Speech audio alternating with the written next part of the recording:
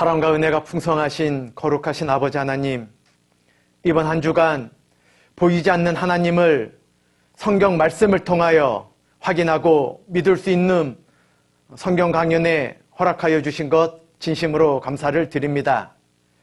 저희들 인생길 살아가며 그 어떤 어려움이 있다 할지라도 하나님을 의지하고 하나님을 믿는 가운데 이기는 삶을 살다 다시 오실 예수님을 부끄럽지 않게 맞이할 수 있도록 저희들의 믿음을 늘 지켜주시기를 간절한 마음으로 부탁을 드립니다. 오늘 구원받으신 분들이 어떠한 삶을 살아야 되는지 함께 생각해 보고자 합니다. 들으시는 분 마음속에 하나님께서 함께하여 주셔서 모쪼록 저희들이 그리스도인답게 하나님의 자녀답게 살아가게 될 수 있도록 오늘 말씀 함께하여 주시길 간절히 부탁드리오며 저희를 사랑하시고 이 세상 모든 사람 늘 은혜 베풀어 주시는 우리 주 예수 그리스도의 이름으로 기도드렸습니다. 아멘. 누가복음 18장을 넘겨보겠습니다. 누가복음 18장 10절에서 11절까지 신약성경 125페이지입니다. 누가복음 18장 10절에서 11절. 누가복음 찾으신 분들께서는 이 누가복음 18장의 성경의 끈을 표시해 주시면 감사하겠습니다. 오늘 전반부 시간은 이 누가복음 18장 중심으로 성경 이렇게 찾아볼 생각이기 때문입니다. 누가복음 18장 10절, 11절입니다. 두 사람이 기도하러 성전에 올라가니 하나는 바리새인이요 하나는 세리라. 바리새인은 서서 따로 기도하여 가로되 하나님이여 나는 다른 사람들 곧 토색, 불의, 간음을 하는 자들과 같지 아니하고 이 세리와도 같지 아니함을 감사하나이다. 오늘 마지막 시간인데 이 앞의 시간은 성경 말씀을 배웠음에도 그 마음에 아직 구원받지 못하는 사람의 대표적인 세 가지의 종류의 마음을 생각해 보고자 합니다. 그래서 누가복음 18장을 성경의 끈을 표시해 달라고 부탁을 좀 드렸는데 성경 말씀을 들었는데도 구원을 받지 못하는 첫 번째 바리새인과 같은 사람이 있는 겁니다. 바리새인 같은 마음을 가지고 있으면 구원받기 어렵다는 것을 한번 생각해 보고자 합니다. 왜 바리새인과 같은 마음을 가지고 있으면 성경 말씀을 들어도 구원받기 어려울까? 바리새인은 태어날 때부터 하나님을 믿는 사람들입니다. 구별된 사람들이죠. 그런데 이 바리새인은 이 18장에 저 세리와 그리고 저 죄짓는 사람들과 같지 않음을 감사하다고 기도하고 있습니다. 하나님께서는 자기 생각을 버리고 들어야지 구원받을 수 있다고 말씀하고 계십니다.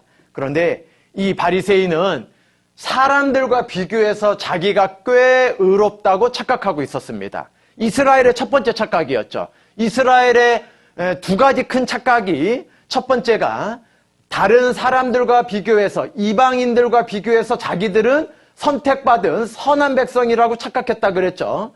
두 번째는 육신의 문제가 아니면 예수님을 배척했다고 말씀을 드렸습니다. 이 바리새인은 예수님께서 대속물로 이 땅에 오셨는데 우리의 죄를 용서해 주시는 대신 갚아주시는 은혜를 의지하고 기댄 게 아니라 자기가 너무나 열심히 율법을 지키고 자기가 누구보다 열심인 종교적인 종교심이 있다는 것을 자랑으로 평생 붙잡고 사는 사람들이었습니다. 교회 열심히 다니고 헌금도 누구보다 열심히 하고 선행을 쌓고 봉사활동하고 기도를 늘 철야기도 새벽기도 항상 기도하는 삶을 살고 그리고 집안 자체가 기독교 집안에 종교적인 집안에 태어나서 열심히 자기가 의롭게 살아왔다고 하는 무엇이 빠져 있습니까? 예수님의 은혜가 빠져 있는 거예요. 자기의 열심을 너무나 의지하고 있는 겁니다. 하나님이여 다른 사람들 곧 토색, 불의, 간음을 하는 자들과 같지 아니하고 이 세리, 대표적인 죄인의 모습이죠. 이 세리와도 같지 아니함을 감사하나이다라고 그렇게 자기 의를 의지하고 있는 사람들, 자기의 공로를 의지하고 있는 사람들, 대표적으로 구원받기 어렵다는 겁니다. 로마서 10장을 누가복음 18장 표시하시고 로마서 10장입니다. 2절 3절입니다. 로마서 10장 2절 3절 252페이지 로마서 10장 2절 3절입니다.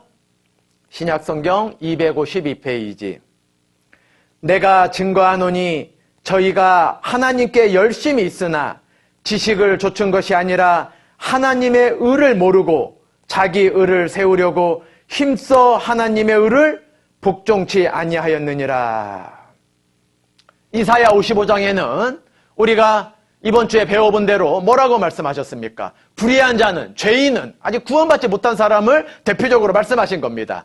불의한 자들은, 죄인은 그 생각을 버리고 하나님께 나올 때 긍휼히 여김을, 불쌍히 여김을 받을 수 있고 구원함을 받을 수 있다. 여러 차례 말씀을 드렸습니다. 그런데 자기 생각, 자기 고집을 버리지 않고 성경 말씀을, 이 복음 말씀을 듣고도 깨닫지 못하는 이유가 뭐냐? 자기 의를 세우려고 힘써 하나님의 의를 복종치 아니하는 부류들이 있다. 이 로마서 10장에 말씀하고 계신 겁니다.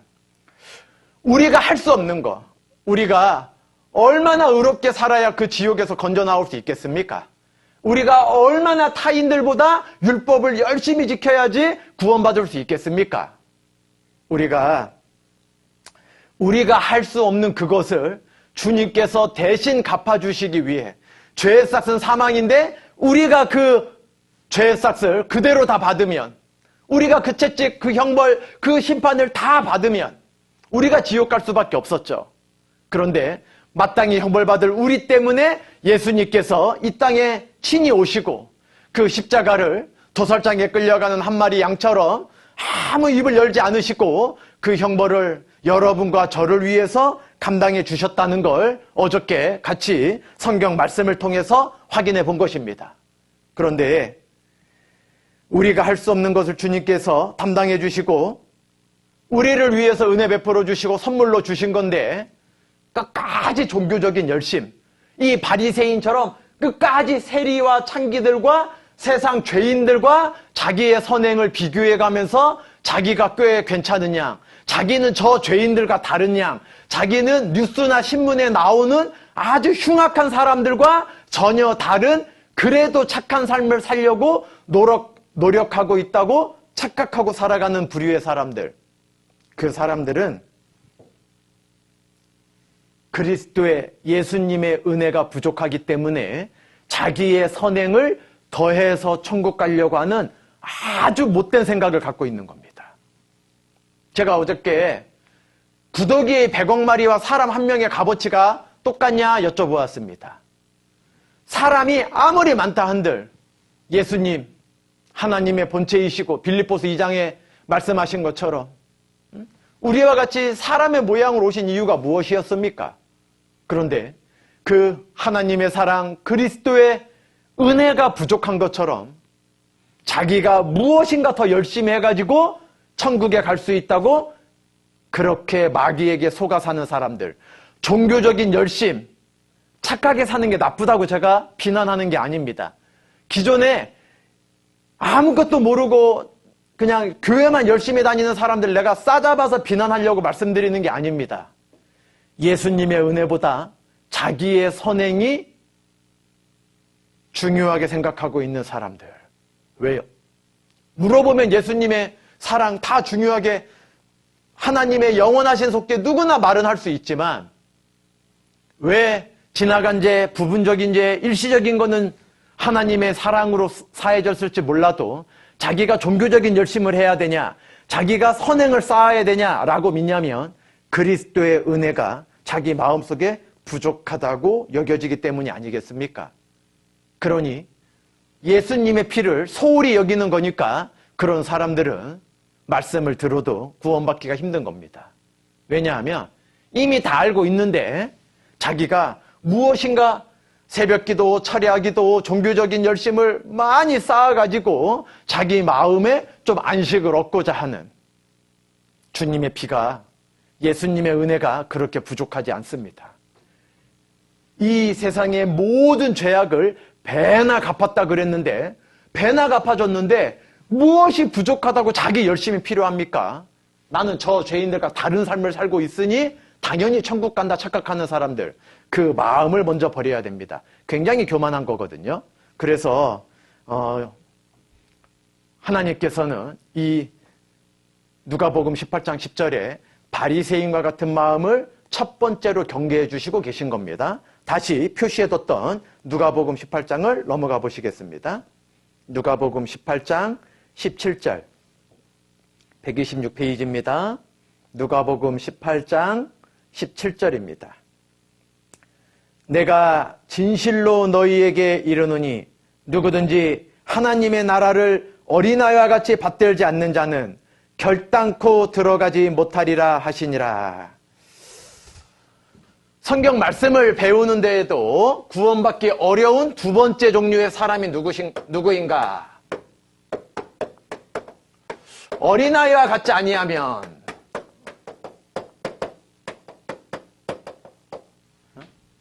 어린아이와 같지 아니하면 천국에 들어가기 어렵다 말씀하고 계십니다. 왜일까요? 여러분과 저희는 벌써 여러분은 고등학생 나이고 저는 나이가 벌써 50살이 넘었는데 그러면은 천국 들어가기 어려울까? 그런 뜻이 아니지 않습니까? 어린아이의 특징을 말씀하시는 겁니다. 교육학교의 편제나 세상의 교육이 크게는 유치, 초등, 중등교육, 고등교육. 교육학교도 마찬가지죠. 유치부, 초등부, 중등부, 고등부 이렇게 나누어져 있죠. 학교 편제도 그렇습니다.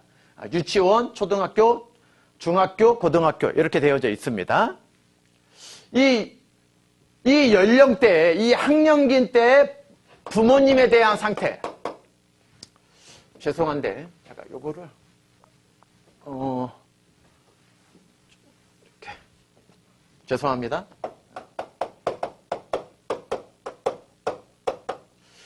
유치부 때에는 부모님께 대한 마음을 보면은 쉽게 알 수 있습니다. 그 결과도 알 수 있죠.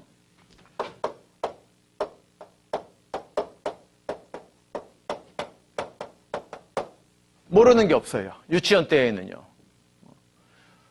딸아이가 막 어머님이 옷을 사왔는데 엄마 이거 어떻게 알았어요? 나 이 옷 너무 갖고 싶었어요. 만약에 겨울왕국이 한참 유행이었을 시대에 아이가 그 유치원 다니고 있었으면요. 엘사 옷 같은 거. 예? 어디 뭐 옷가게나 어디 뭐 백화점이나 마트에 가면은 엘사가 입었던 색깔의 드레스 막 하늘하늘거리는 거 막 그런 거 팔죠. 아이들 입을 수 있게요. 예. 그런 거 사다 주면요 막 펄쩍펄쩍 뜹니다. 어떻게 알았냐고. 예? 딸아이한테는 분홍색 옷 사다 주면은요 막 레이스 달린 거 사다 주면요 막 이거 어떻게 알았냐고 나 이거 너무 갖고 싶었다고 너무 좋아합니다. 예? 뭐 이렇게 애니메이션 중에 토마스가 유행할 때에는요 그 토마스 기차 그려져 있는 샌들, 운동화 사다 주면은요 이 신발 나 너무 갖고 싶었다고 펄쩍펄쩍 뜁니다. 예. 부모님이 막 모르는 게 없어요. 예? 우리는 그 무슨 뜻인지 알죠? 뭐 펄쩍펄쩍 뜁니다. 그러면 100% 순종합니다. 부모님께 모르는 게 없다는 마음을 딱 갖고 있으니까요. 100% 순종해요. 어디 뭐 엄마랑 나갈 거야 그러면은요. 어디 갈 건데요? 나갔다가 몇 시에 올 건데요? 나 뽀로로 보기 전에 돌아오실 건지요? 뭐 시골 가려고 하는 건지요? 갔다가 몇 밤 자고 올 건지요? 이렇게 물어보는 아이 없습니다. 아이가 아무리 좋아하는 자기 뭐 뽀로로든 뭐 어떠한 애니메이션이든 뭐 콩순이든 그거 딱 보고 있을 때 엄마가 아이가 지금 잠깐 그 TV 보라고 허락해준 시간에 TV에 막 정신 팔려 있는 것 같죠? 그럴 때 분리수거 좀 하고 와야 되겠다. 쓰레기 좀 버리고 와야 되겠다. 몰래 딱 나가다가 슬리퍼 신을 때까지는 괜찮았는데 문 열 때 삐리릭 소리 들리죠? 문 여는 소리 애가 딱 쳐다보면은요. 엄마가 옷차림이 밖에 나가는 옷차림이 아니에요. 그냥 집에서 늘 그냥 아파트 아래에 분리수거장에서 분리수거하고 쓰레기 버리고는 그냥 평상복이야 그냥. 그런데 슬리퍼도 신고 그런데에도 엄마 손에 쓰레기가 들려져 있는데에도 막 따라 나옵니다. 모르는 게 없는 그분께서 갑자기 눈앞에서 사라지는 걸 견딜 수가 없는 거예요.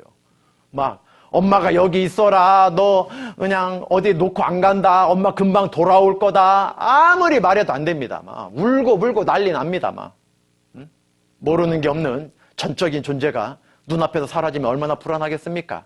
그 어린아이가 만약에 막 백화점 같은 곳에 놀이동산 같은 곳에서 엄마 잃어버렸어요. 아이 그래도 괜찮아. 엄마 잔소리 안 듣고 엄마 간섭 안 듣고 내가 여기서 실컷 놀아야지. 그리고 저녁에 엄마 찾아야지. 그러는 아이 있겠습니까? 아닙니다. 먹을 게 아무리 많고 재미있는 장난감이 아무리 많아도 구경거리가 아무리 많아도 그 아이는 엄마 찾을 때까지 불안해서 그 울음을 그치지 않습니다. 눈앞에 자기가 좋아하는 거 널려 있다고, 장난감 애니메이션 널려 있다고, 그것 때문에 부모님 없어도 괜찮다 이렇게 생각하는 어린아이는 아무도 없는 겁니다. 그런 어린아이는 없습니다. 왜요? 하여튼 뭐든지 다 아는 것 같아요. 뭐든지. 여러분 기억 안 나겠지만 틀림없이 그랬습니다. 여러분도. 초등학교 시절에는 어땠습니까? 모르는 게 좀 있다는 걸 알게 돼요. 그죠? 엄마 이거 수학 어떻게 풀어요? 한 초등학교 4학년만 돼도 어머니 풀어주기 힘들죠? 예, 뭐 분수만 나와도 풀어주기 어렵습니다. 통분해달라고 하면 어머님이 다 대학교 졸업하신 분들입니다. 뭐 고등학교, 중학교 다 졸업하신 분들이에요. 뭐 인수분해 2차 방정식 다 하셨던 분들입니다.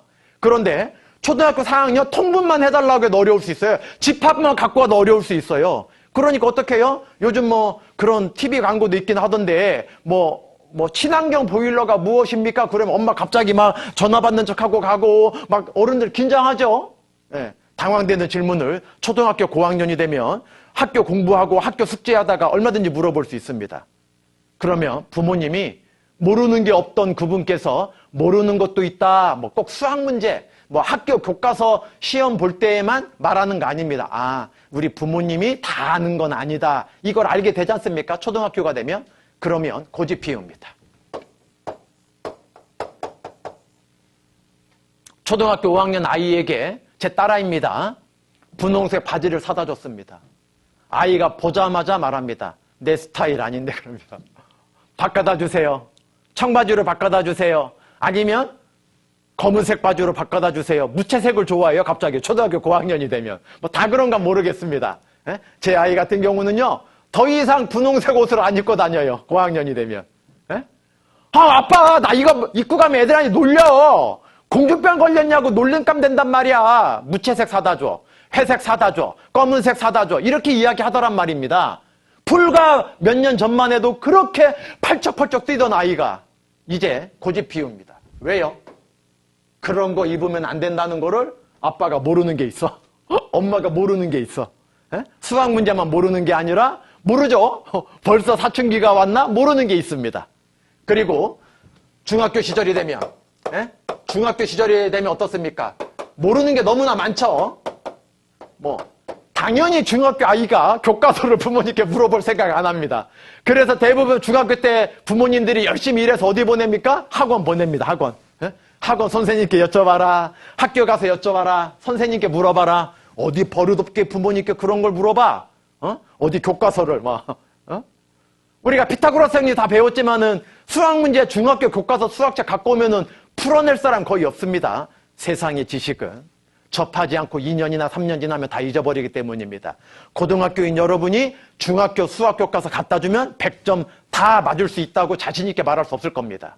여러분 중학교 다 졸업했는데 왜 중학교 책 시험 보면 다 기억이 안 납니까? 지금 현재 중간고사 범위, 지금 현재 기말고사 범위에 대한 공부를 열심히 하지. 물론 그게 다 들어있고 그 원리를 알아야지. 더하기 빼기를 알아야 곱하기를 알 수 있고, 더하기 빼기 곱하기 개념이 정리돼 있어야 나누기를 알 수 있고, 가감승제가 되어져 있어야 분수를 할 수 있고, 분수가 되어져 있어야 집합과 인수분해도 할 수 있기 때문에 수학은 개통학문이라 그 개통을 차근차근 밟아가서 나중에 사람의 사고력을, 사람의 이해력을 넓혀주는 아주 기초적인 학문이긴 하지만 여러분이 중학교 졸업했다고 중학교 문제에 갑자기 수학 문제 내면은요 100점 못 맞습니다. 예. 모르는 게 많다는 걸 알게 됩니다. 그러면 반항하게 됩니다. 뭘 한다 그래! 그러는 거죠. 예. 반항하기 시작합니다. 무슨 말을 하든지 들었던 그 아이가 고집 피우다가 반항하는 거죠. 그리고 여러분 나이, 고등학생이 되면 부모님이 어떠한 상태가 되십니까? 부모님께 대한 마음이 아는 게 없죠. 그러면 결과는 뭐냐? 무시하고 살아가는 겁니다. 야, 너 요즘 이렇게 말이 없어. 아, 됐어, 엄마. 아, 왜 고3이라 힘들어서 그래? 아, 엄마 아빠가 막 성적 갖고 공부하라고 대학 갖고 막 너한테 스트레스 주지 않잖아. 그래도 하여간 간에 막 자기가 왜 그런지도 모르는 스트레스가 깍 있을 때죠. 그러니까 무시합니다. 아는 게 없어요. 엄마는 너무나 걱정돼서 좀 아들하고 딸하고 이야기 좀 해보려고 그러는데 자녀 입장에서는, 여러분 입장에서는 부모님이 싫어서가 아니라 어디서부터 어디까지 이야기해야 될지 모르는 거죠. 학교에 대해서 엄마가 궁금해하셔도 내 친구 관계를 어디서부터 어디까지 내 마음속에 있는 걸 다 표현할 길이 없죠. 그러니까 부모님께서 나의 마음속에 아는 게 거의 없다고 여겨질 때에는 그냥 뭐 인격적인 무시를 하는 게 아니라 아, 됐어. 서로 그냥 이렇게 건강하고 그냥 집에 잘 들어오고 그러면 서로 안심하는, 무시하는 단계까지 갑니다. 신앙이 그러하지 아니한가? 예수님께서 어린아이와 같지 아니하면 천국에 들어갈 수 없다고 했습니다. 100% 순종하는 마음을 말하는 겁니다. 말씀을 있는 그대로, 하나님께서 해주시는 말씀 그대로 받아들이는 마음을 말씀하시는 겁니다. 예? 나이를 말씀하는 게 아니라 어린아이의 특징. 예? 여러분, 성경을 배우다가도 하나님께서 자기에 대해 모르는 게 있다고 하면은 꼭 성경대로 살아야 되냐? 꼭 교회 나가야 되냐? 뭐 코로나19 사태가 있는데 꼭 이렇게 온라인으로 집회, 전도 집회 들어야 되냐? 고집스러운 마음이 딱 들어갈 때 있죠. 왜? 자기 마음 모르는 게 있으니까요. 그런데 형제자매님들이나 교회학교 선생님이나 하나님께서 자기를 모르는 게 많다고 생각될 때에는 막 반항하고 싶죠. 아, 교회학교 선생님 왜 이렇게 연화 많이 오는 거야? 아, 엄마는 왜 자꾸 나보고 상담받고 오라는 거야? 왜 자꾸 나보고 그냥 전도 집회 다시 들으라고 하는 거야? 막 반항하고 싶죠. 모르는 게 너무 많으니까요.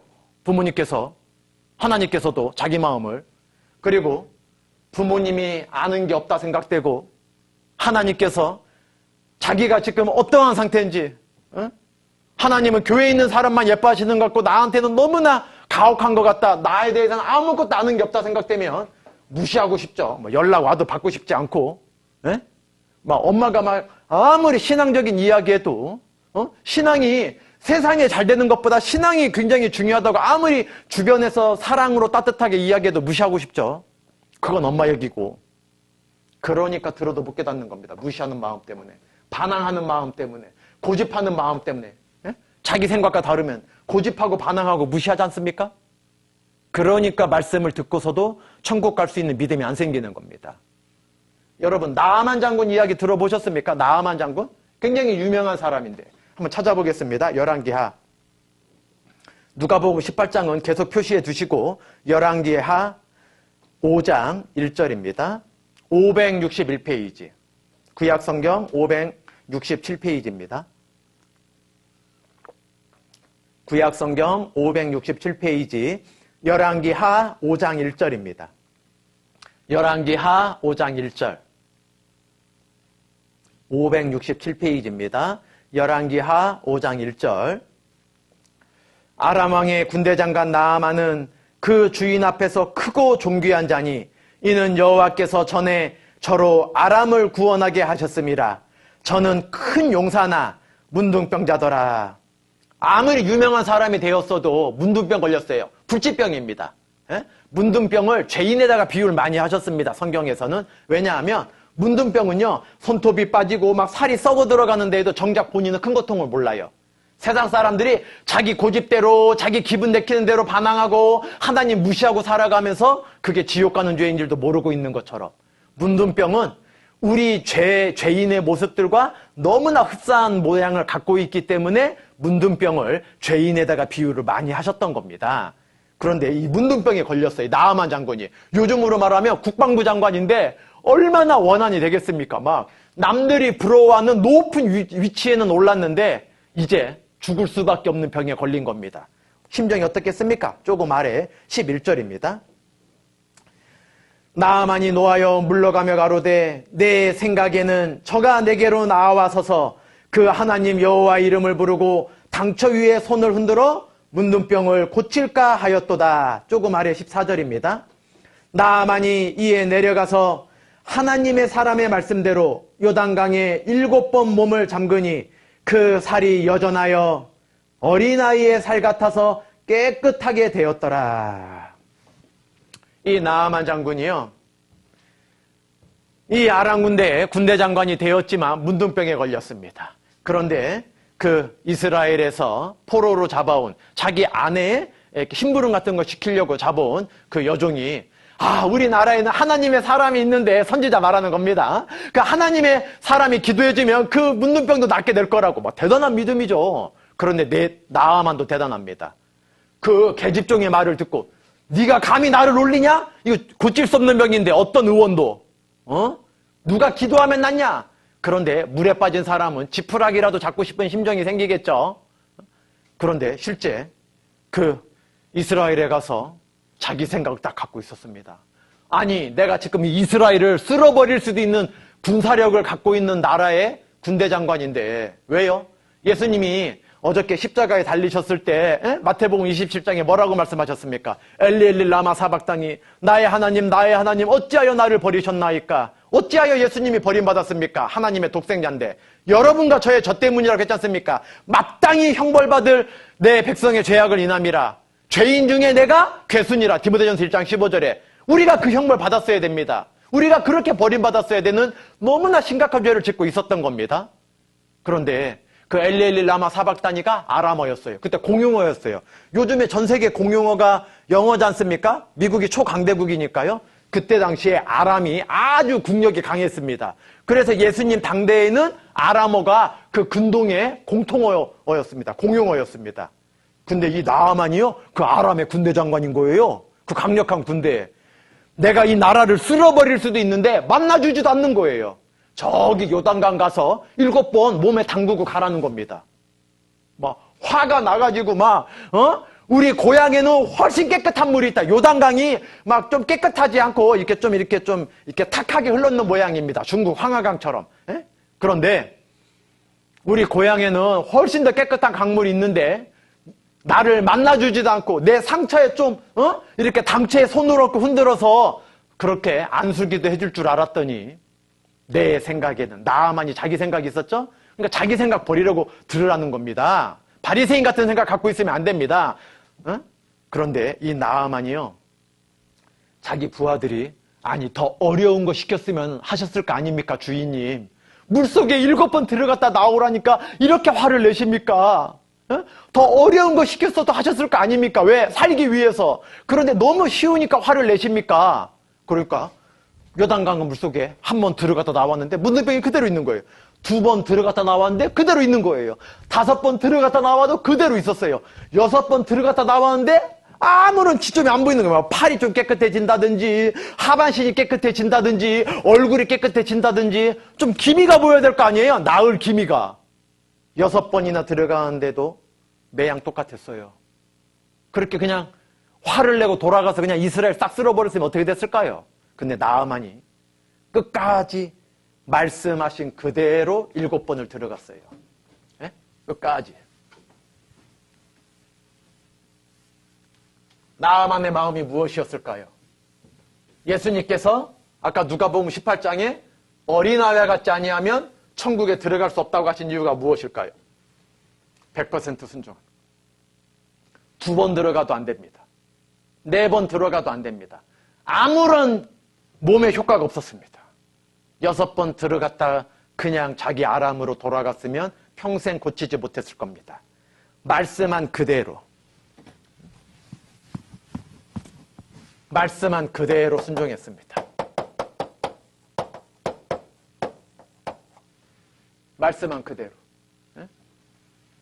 그래서 어린아이와 같지 않으면 천국에 들어갈 수 없다고 말씀하셨던 겁니다. 이 나아만 장군은요, 어린아이와 같은 마음, 말씀하신 걸 그대로 믿고 순종했더니 어린아이의 살 같아서 깨끗하게 되었더라. 우리에게 필요한 거는 자기 고집, 자기 생각, 그런 게 필요한 게 아닙니다.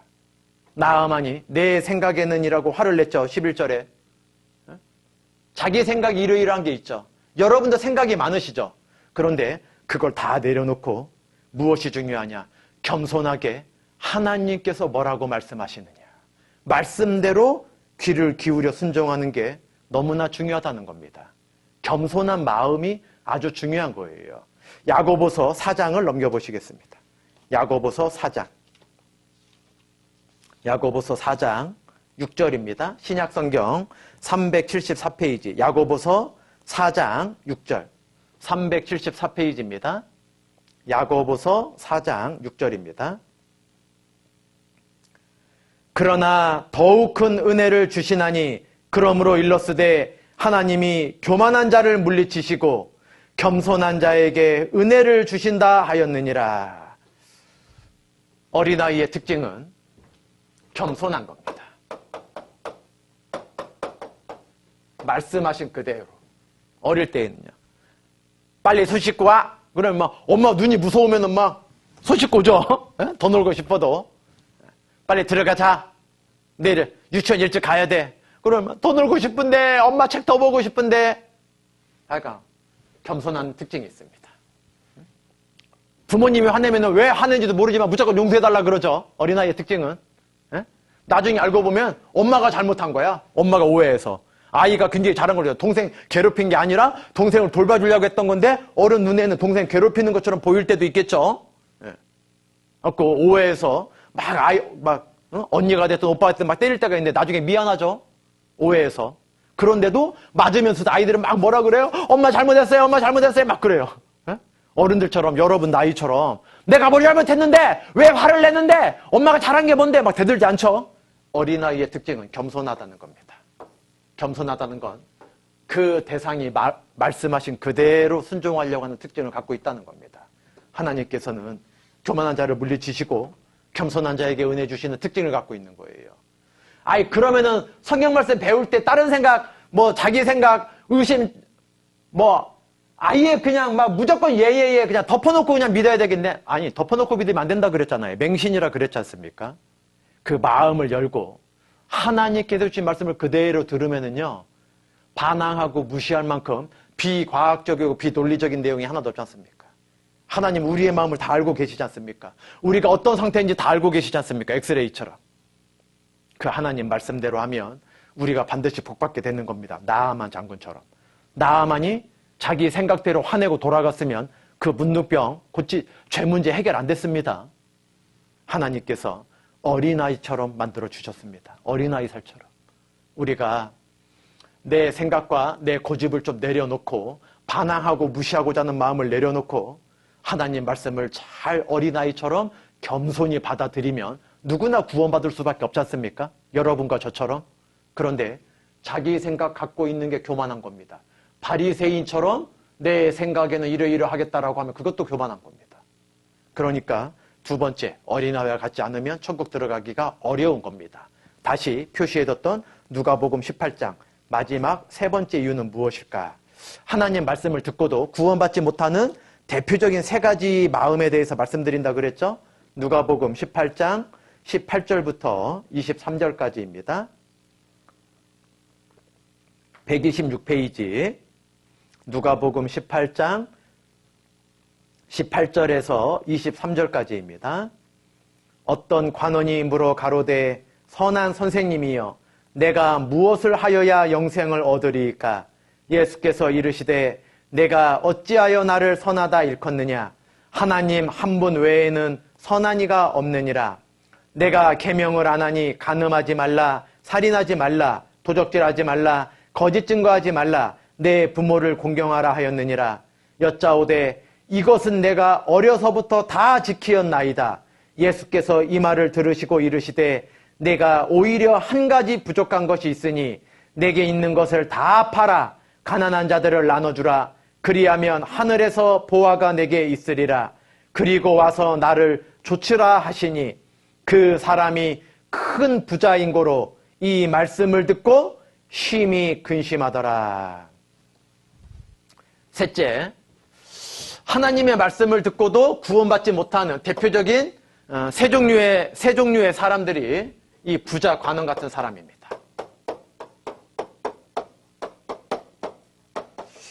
그러면 목사님, 부자들은 구원받기 힘든가요? 부자여서 힘든 게 아니라 예수님께서 이 부자의 본질을 딱 선한 선생님이 어찌하여 영생을 얻으리까 그랬더니요, 예수님께서 계명 지키라고 말씀하셨습니다. 십계명 말씀하셨죠.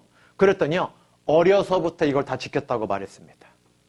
예수님께서 한 가지 부족한 게 있으니까 너한테 있는 걸 팔아서 가난한 자들에게 다 나눠주고 나를 쫓아오라 그랬습니다.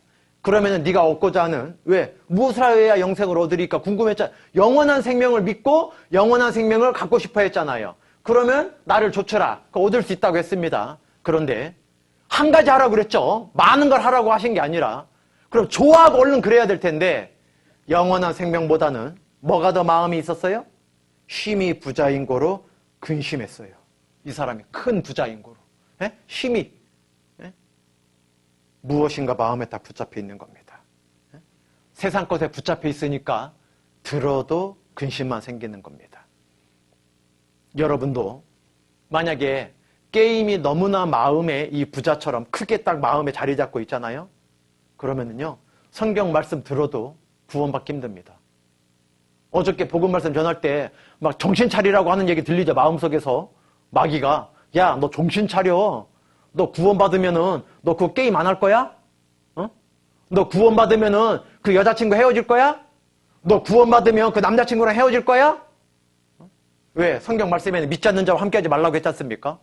그리고 뭐 여러분 학생의 나이 때 벌써 뭐 이상적인 거 막 하나님은 소돔 고모라부터 시작해갖고 폼페이도 마찬가지고 음란한 거 싫어한 거 알고 계시죠? 뭐 여자친구 남자친구 있으면 음란하다 그 얘기 하려는 게 아니라 결혼한 대상자 외 육적인 관계 갖는 거, 그리고 이성적인 마음 갖고 있는 거 다 하나님께서는 죄라고 말씀하시는 겁니다. 그러니까요, 정신 차려. 너 구원받았고 너 그거 끊을 거야? 이 부자처럼요, 마음속에 근심을 딱 갖고서 들어요. 나 이번에 구원받으면 안 되는데, 나 3년 있다 구원받을 건데, 나 나중에 어른 돼서 구원받을 건데, 막 구원받을까 봐 막 정신 차리고 싶죠. 왜? 그거 갖고 있는 거, 다른 사람보다 그 갖고 있는 거, 뭐 게임에 대한, 아니면 제가 뭐 일일이 다 뭐 얼굴 다른 것처럼 다 마음속에 있는 게 다를 테니까 제가 뭐 예를 일일이 들 순 없지만은, 하여간 부자처럼 근심거리 딱 갖고 있는 사람은 들어도 못 깨닫는 겁니다. 예수님이 하나만 하라 그랬는데 그걸 못 하는 거예요. 에스겔 잠깐 넘겨보시겠습니다. 에스겔 33장입니다. 에스겔 33장. 구약성경 1203페이지입니다. 에스겔 33장 30절 31절입니다. 1203페이지입니다. 구약성경. 에스겔 33장 30절에서 31절. 인자야, 내 민족이 담 곁에서와 집 문에서 너를 의논하며 각각 그 형제로 더불어 말하여 이르기를, 자 가서 여호와께로부터 무슨 말씀이 나오는가 들어보자 하고, 백성이 모이는 것 같이 내게 나오며 내 백성처럼 내 앞에 앉아서 내 말을 들으나 그대로 행치 아니하니, 이는 그 입으로는 사랑을 나타내어도 마음은 이욕을 조침이라. 영생을 얻고 싶은 마음은 있어도 여호와께, 하나님께로부터 무슨 말씀이 있는가 궁금은 해도 세상 정욕 때문에 마음 한편에 그 이욕이 딱 자리 잡고 있는 사람들. 입으로는 영생을 얻고 싶습니다. 입으로는 천국에 꼭 가고 싶습니다. 마음속으로는 세상 욕심을 딱 붙잡고 있는 사람들. 그거 근심거리를 딱 감춰놓고 있는 사람들. 그런 사람들은 듣기는 들어도 보기는 보아도 깨닫지 못한다 말씀하셨습니다. 기억나십니까? 마태복음 13장 14절 15절에도 뭐라고 말씀하셨습니까? 이 백성이 듣기는 들어도 보기는 보아도 깨닫지 못한다 말씀하셨습니다. 왜요? 보고 듣고 마음으로 돌이켜 깨달아 고침을 받을까 두려워함이니라. 이 고쳐지는 거 싫은 거예요. 자기 마음속에 있는 이 세상 욕심을 버려야 되는 게 싫은 거예요.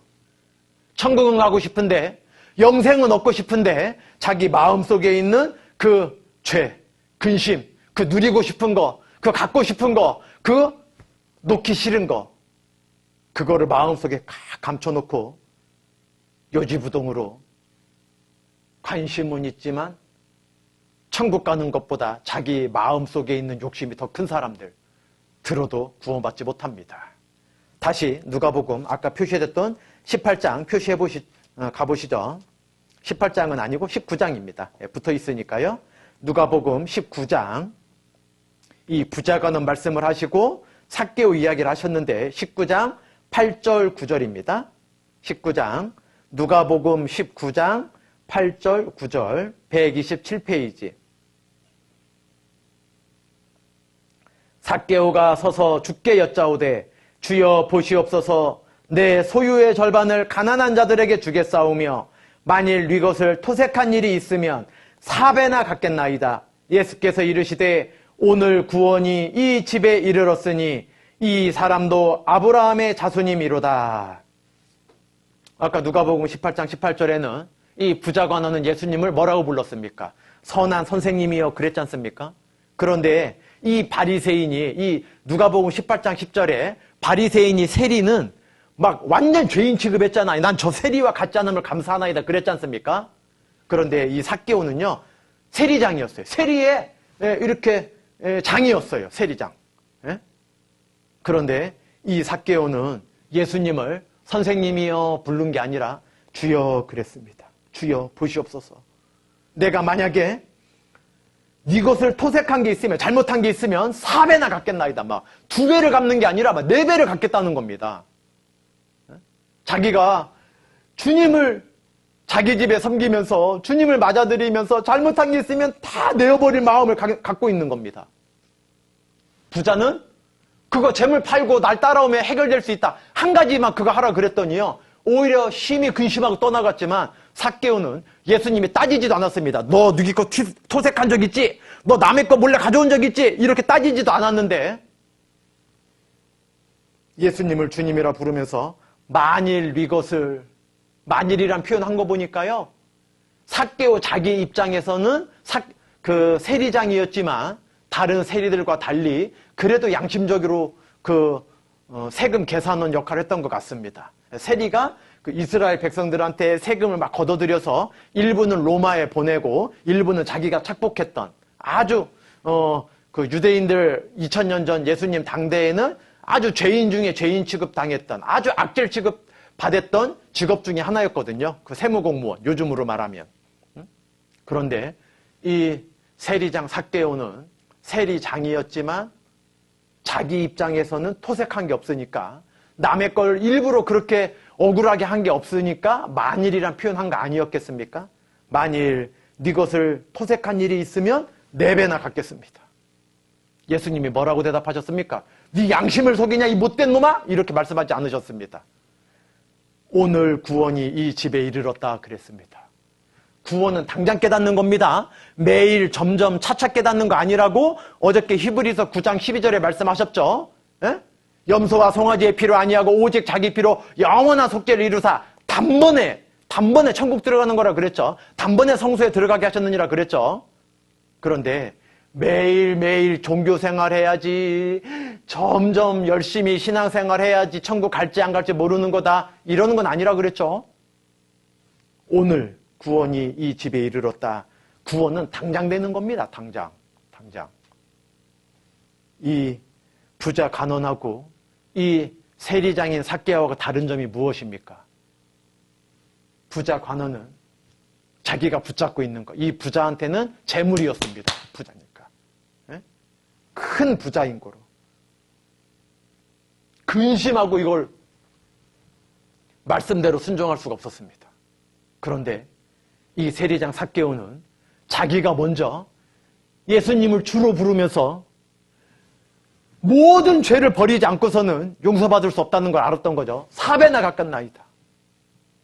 부자관원하고 마음이 정반대로 달랐습니다. 여러분 어떠하십니까? 여러분은 부자관원처럼 마음속에 무엇인가 놓기 싫은 거를 붙잡고 계십니까? 이 삭개오처럼 무엇이든지 버릴 생각하고 계십니까? 내가 그 잘못인 줄 몰랐습니다. 게임하는 게 지옥 가는, 게임한다고 지옥 가는 거 아니지만 이 삭개오 입장에서 말씀드리는 겁니다. 그 게임하는 게 지옥 가는 줄 몰랐습니다. 제가 그렇게 막 음란한 생각하는 게 하나님과 멀어지는 줄 몰랐습니다. 막 내가 그게 그렇게 심각한 죄인 줄 몰랐습니다. 깨달았을 때 4배나 갚겠나이다. 이거 다 버리겠습니다. 오직 주님을 내가 순종하겠습니다. 그 마음일 때 오늘 구원이 이르렀다 그랬죠. 그 마음일 때 구원받는 겁니다. 가장 대표적인 세 가지가 무엇이었습니까? 바리새인처럼 자기가 선하다고 착각해서는 안 됩니다. 사람들과 비교해서, 죄인들과 비교해서 바리새인이 사람 중에 선한 사람이 맞지만 하나님 앞에서까지 선할 수 있습니까? 잘못된 마음이었습니다. 어린아이와 같지 않고 자기 고집대로, 자기 생각을 그대로 갖고 있으면 고집 피우고 반항하고 무시하고 살아가면 구원받지 못한다 그랬습니다. 부자 간원처럼 무엇인가 마음속에 감추고 있고 가지고 있는 거, 놓기 싫은 거죠. 아까운 거죠. 아까운 거. 자기 재능이 아깝고 천국보다 소중합니까? 그거를 하나님께서는 이 세 종류의 말씀을 이 누가복음에 하셨던 겁니다. 우리도 육신의 것보다 주님을, 영원한 생명을, 천국을 더 사모하는 마음을 가질 때, 그럴 때 주님께서 오늘 즉시입니다. 믿는 즉시. 그 마음을 갖는 즉시 당장 건져주십니다. 이 세 가지 마음을 잊지 않으시길 바랍니다. 2000년 전에 골고다 언덕에 세 종류의 십자가가 있었던 거 알고 계십니까? 어떠한 십자가였냐? 죽는 순간까지 끝까지 예수님을 배척했던 십자가가 있었습니다. 네가 하나님의 아들이어도 너도 구원하고 우리도 구원해봐라! 나도 구원하라고 죽는 순간까지 예수님을 비난하고 예수님을 배척했던 그 악한 십자가 하나가 있었습니다. 또 하나 십자가는 처음에는 같이 마태복음에 보면 같이 예수님을 비난했습니다. 그런데 누가복음에 보면 당신의 나라 임하올 때 나를 좀 불쌍히 여겨달라고, 나를 좀 생각해달라고. 누가복음 24장 42절에 보면 당신의 나라 임하올 때 나를 좀 생각하소서, 나를 좀 불쌍히 여겨주십시오, 그 뜻입니다. 예수님이 야, 강도야, 염치도 없지, 네가 평생 강도짓 하다가 죽게 생겼으니까 천국 보내달라고 염치도 없이 이렇게 말씀하셨습니까? 아닙니다. 당장 구원해 주셨습니다. 오늘 내가 나와 함께 낙원에 있으리라. 죽는 순간에 구원받은 한편 강도가 있었습니다. 죽는 순간까지 예수님을 배척했던 십자가가 있었고 죽는 순간에 구원받은 십자가 하나 있었죠. 그리고 가운데 예수님의 십자가는 어떤 십자가였습니까? 자기 육신이 그 우리의 죄를 대신해서 하나님께 버림받는 그 순간, 물론 그걸 다 이루신 거죠. 마귀는 예수님의 발꿈치를 물은 것뿐입니다. 유대 종교가들을 동원해서 예수님을 십자가 못 박았을 때 아마 속으로 쾌재를 불렀을 겁니다. 그런데 예수님이 십자가에 달리심으로 온 세상의 죄악이 하루에 사해졌습니다. 하나님의 뜻이 오히려 이루어진 겁니다. 오히려 마귀 뱀의 머리가 깨지게 된 거죠. 발꿈치만 물은 거였지만 예수님이 세 번째 십자가 뭐였습니까? 죽는 순간까지도 그 한평 강도를 구원해 주시는, 3년 반 동안 죽은 나사로를 살리시고 모든 병자만 고쳐주셨던 게 아니라 십자가에 돌아가시는 순간까지 다른 영혼을 천국 보내주시는 주님이 계셨습니다. 누가복음 23장입니다. 누가복음 23장 조금만 넘기시죠. 138페이지 누가복음 23장 42절 43절입니다. 가로되 예수여 당신의 나라 임하실 때에 나를 생각하소서 하니 예수께서 이르시되 내가 진실로 내게 이르노니 오늘 내가 나와 함께 낙원에 있으리라 하시니라. 여러분, 자기 죄가 아무리 많아도 이 한평 강도처럼 평생 살면서 얼마나 많은 죄를 지어서 이 십자가에 달렸겠습니까? 아주 흉악한 강도였던 겁니다. 예수님은 온 세상의 죄를 대신하기 위해서 가장 잔인한 십자가에 달리셨던 거지만 이 양편 강도들은요, 막 이름만 대면 알만한 유명한 흉악한 강도였으니까 십자가에 달아놓은 겁니다. 그 당시에. 그런데 이 한편 강도는 마지막 순간에 당신의 나라 임하실 때 나를 좀 생각해 주십시오. 불쌍히 여겨 주십시오. 예수님이 염치 없다, 너는 뻔뻔하다 그러지 않으시고 당장 구원해 주셨습니다. 여러분들 누구라도 구원받을 수 있는 겁니다. 예수님 앞에 삭개오처럼 이 한편 강도처럼 마음을 가장 낮추고 하나님 은혜를 구하면 어떠한 죄라도 용서받을 수 있는 겁니다. 이 강도는 십자가에 결국 죽었지만 천국 갔습니다. 육신의 문제 해결해 주시는 게 아닙니다. 여러분도 이 성경 말씀을 듣는 게 막 누구보다 부자 되고 나중에 어른 돼서 막 시집 잘 가고 장가 잘 가고 막 원 없이 막 원하는 대로 다 살고 싶고 이걸로 성경 말씀을 배우는 게 아니지 않습니까? 학생 때에는 공부에 여러 가지 걱정, 근심, 환경에 대한 걱정 이건 해결이 안 될 수 있지만 영원한 문제가 해결되면 이 영원한 생명이 천국이 해결되면 무엇이든지 의지하고 살아갈 수 있게 되는 겁니다. 시간이 좀 지났으니까 쉬는 시간 갖고 계속해서 말씀을 드리도록 하겠습니다. 쉬는 시간 좀 갖겠습니다. 네, 이제 마지막 한 시간 남았습니다. 조금만 더 집중해 주시면 감사하겠습니다. 좀 전에 보셨던 그 한편 강도는 현실적인 문제, 내가 이 십자가를 내려가서 다시 육신의 생명을 좀 더 오래 살았으면 좋겠습니다. 이제 내 마음이 고쳐졌으니까 부모님께 효도 좀 할 수 있는 기회를 주셨으면 좋겠습니다. 현실의 문제를 요구한 게 아니었습니다. 자기를 좀 불쌍히 여겨 주십시오. 나를 좀 생각해 주십시오. 얼마나 지금 불쌍하게 죽음을 맞이하고 있는지. 예? 법정에서 판사 아저씨가 뭐라 그랬습니까? 이럴 줄 몰랐어 그랬잖아요. 이 강도는 이렇게 될 줄 몰랐던 거죠. 평생의 삶이.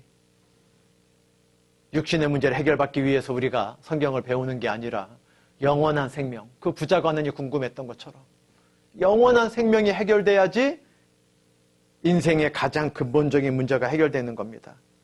여러분, 구원받았어도 학교는 다녀야 되고 구원받았어도 갑자기 경제적인 환경이 바뀌는 건 아니죠. 우리 집이 평수가 갑자기 100평으로 넓어지길 하겠습니까?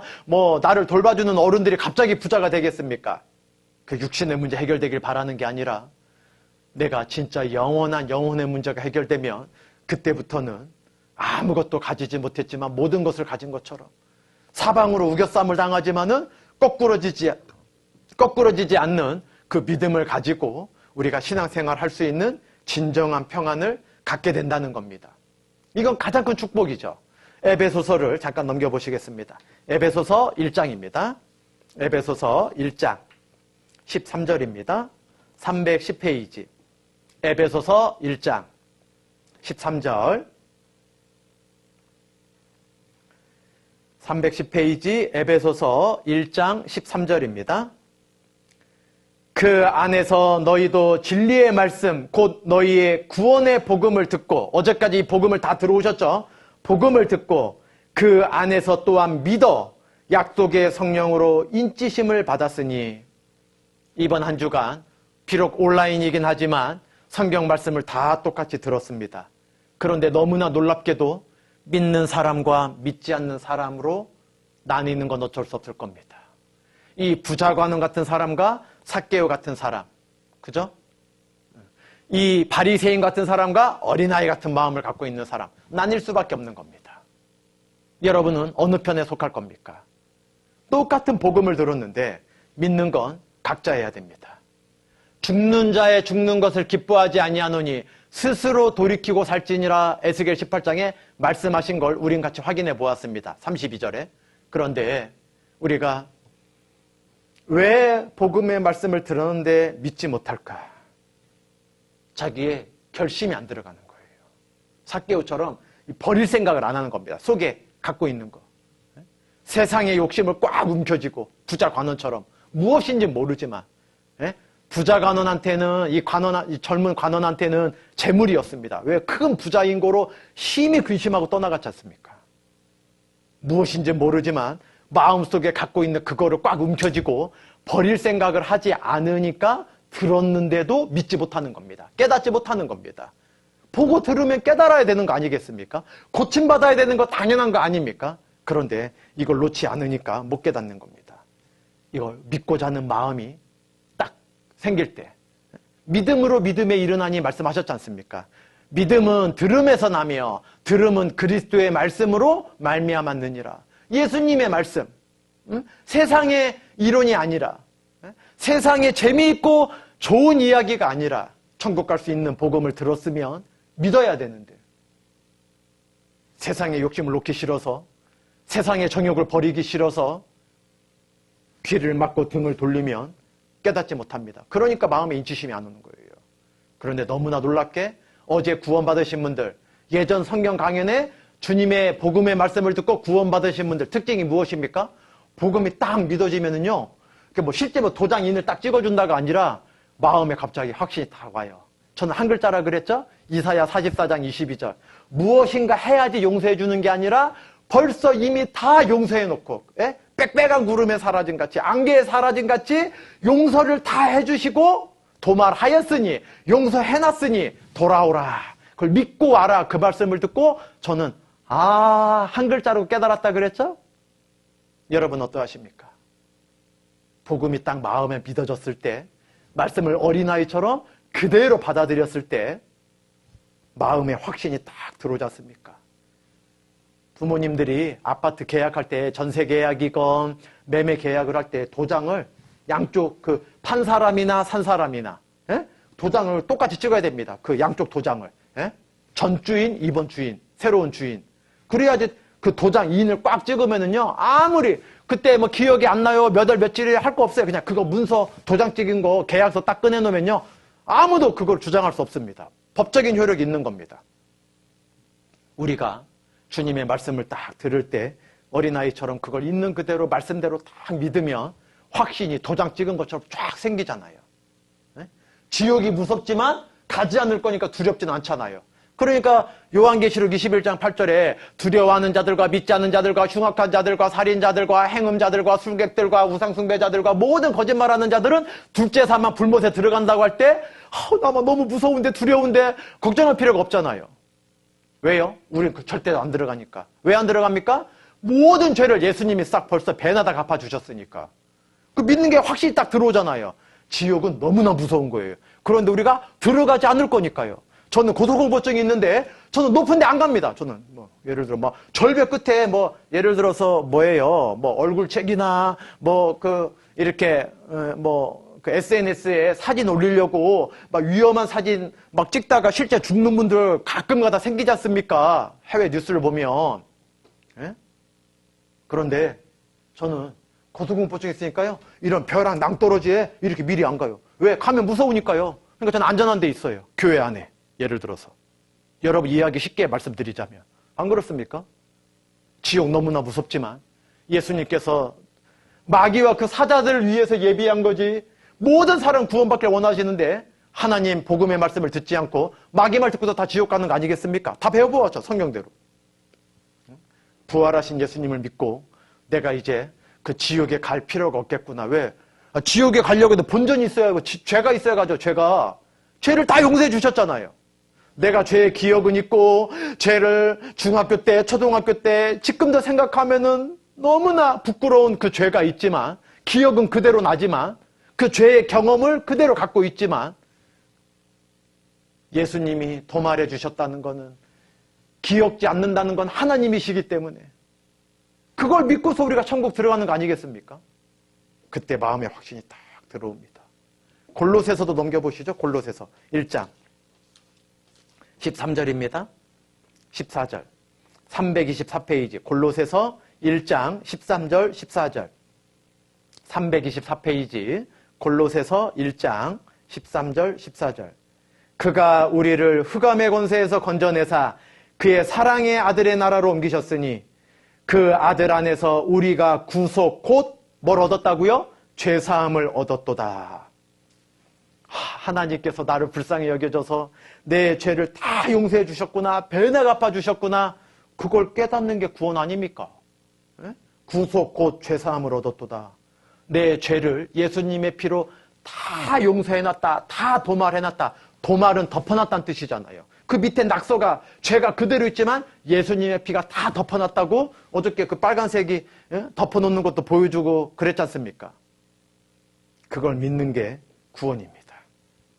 그걸 받아들일 때 우리가 구원받은 날이다 이렇게 고백하지 않습니까? 골로새서 1장 6절입니다. 조금 위에 골로새서 1장 6절.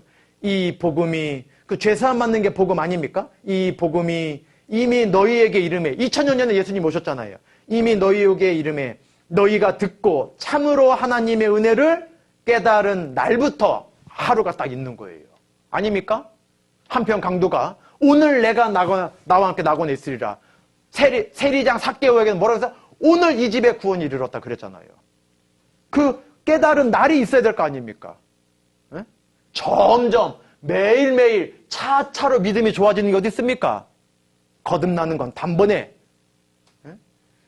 너희가 듣고 참으로 하나님의 은혜를 깨달은 날부터 너희 중에서와 같이 또한 온 천하에서도 열매를 맺어 자라는도다. 여러분이 이제 거듭나셨습니다. 깨달았으면 자라나가야 되겠습니까? 멈춰져 있어야 되겠습니까? 한 집에 생명이 태어났습니다. 거듭 태어났습니다. 그런데 태어난 그대로 있으면 부모님께 얼마나 큰 근심이 되겠습니까? 그래서 자라가라고 말씀하는 성경이 그렇게 많이 있던 겁니다. 가장 대표적인 요한복음을 보시겠습니다. 15장입니다. 요한복음.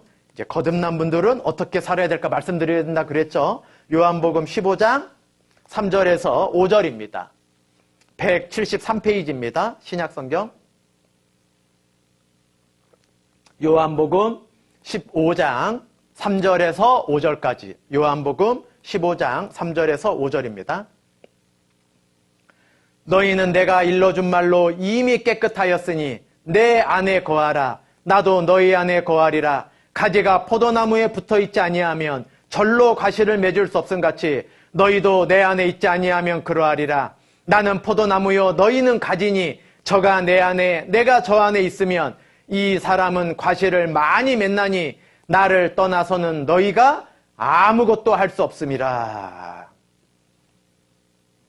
포도나무의 비유로 구원받은 사람이 어떻게 해야 되는지 말씀하고 계십니다.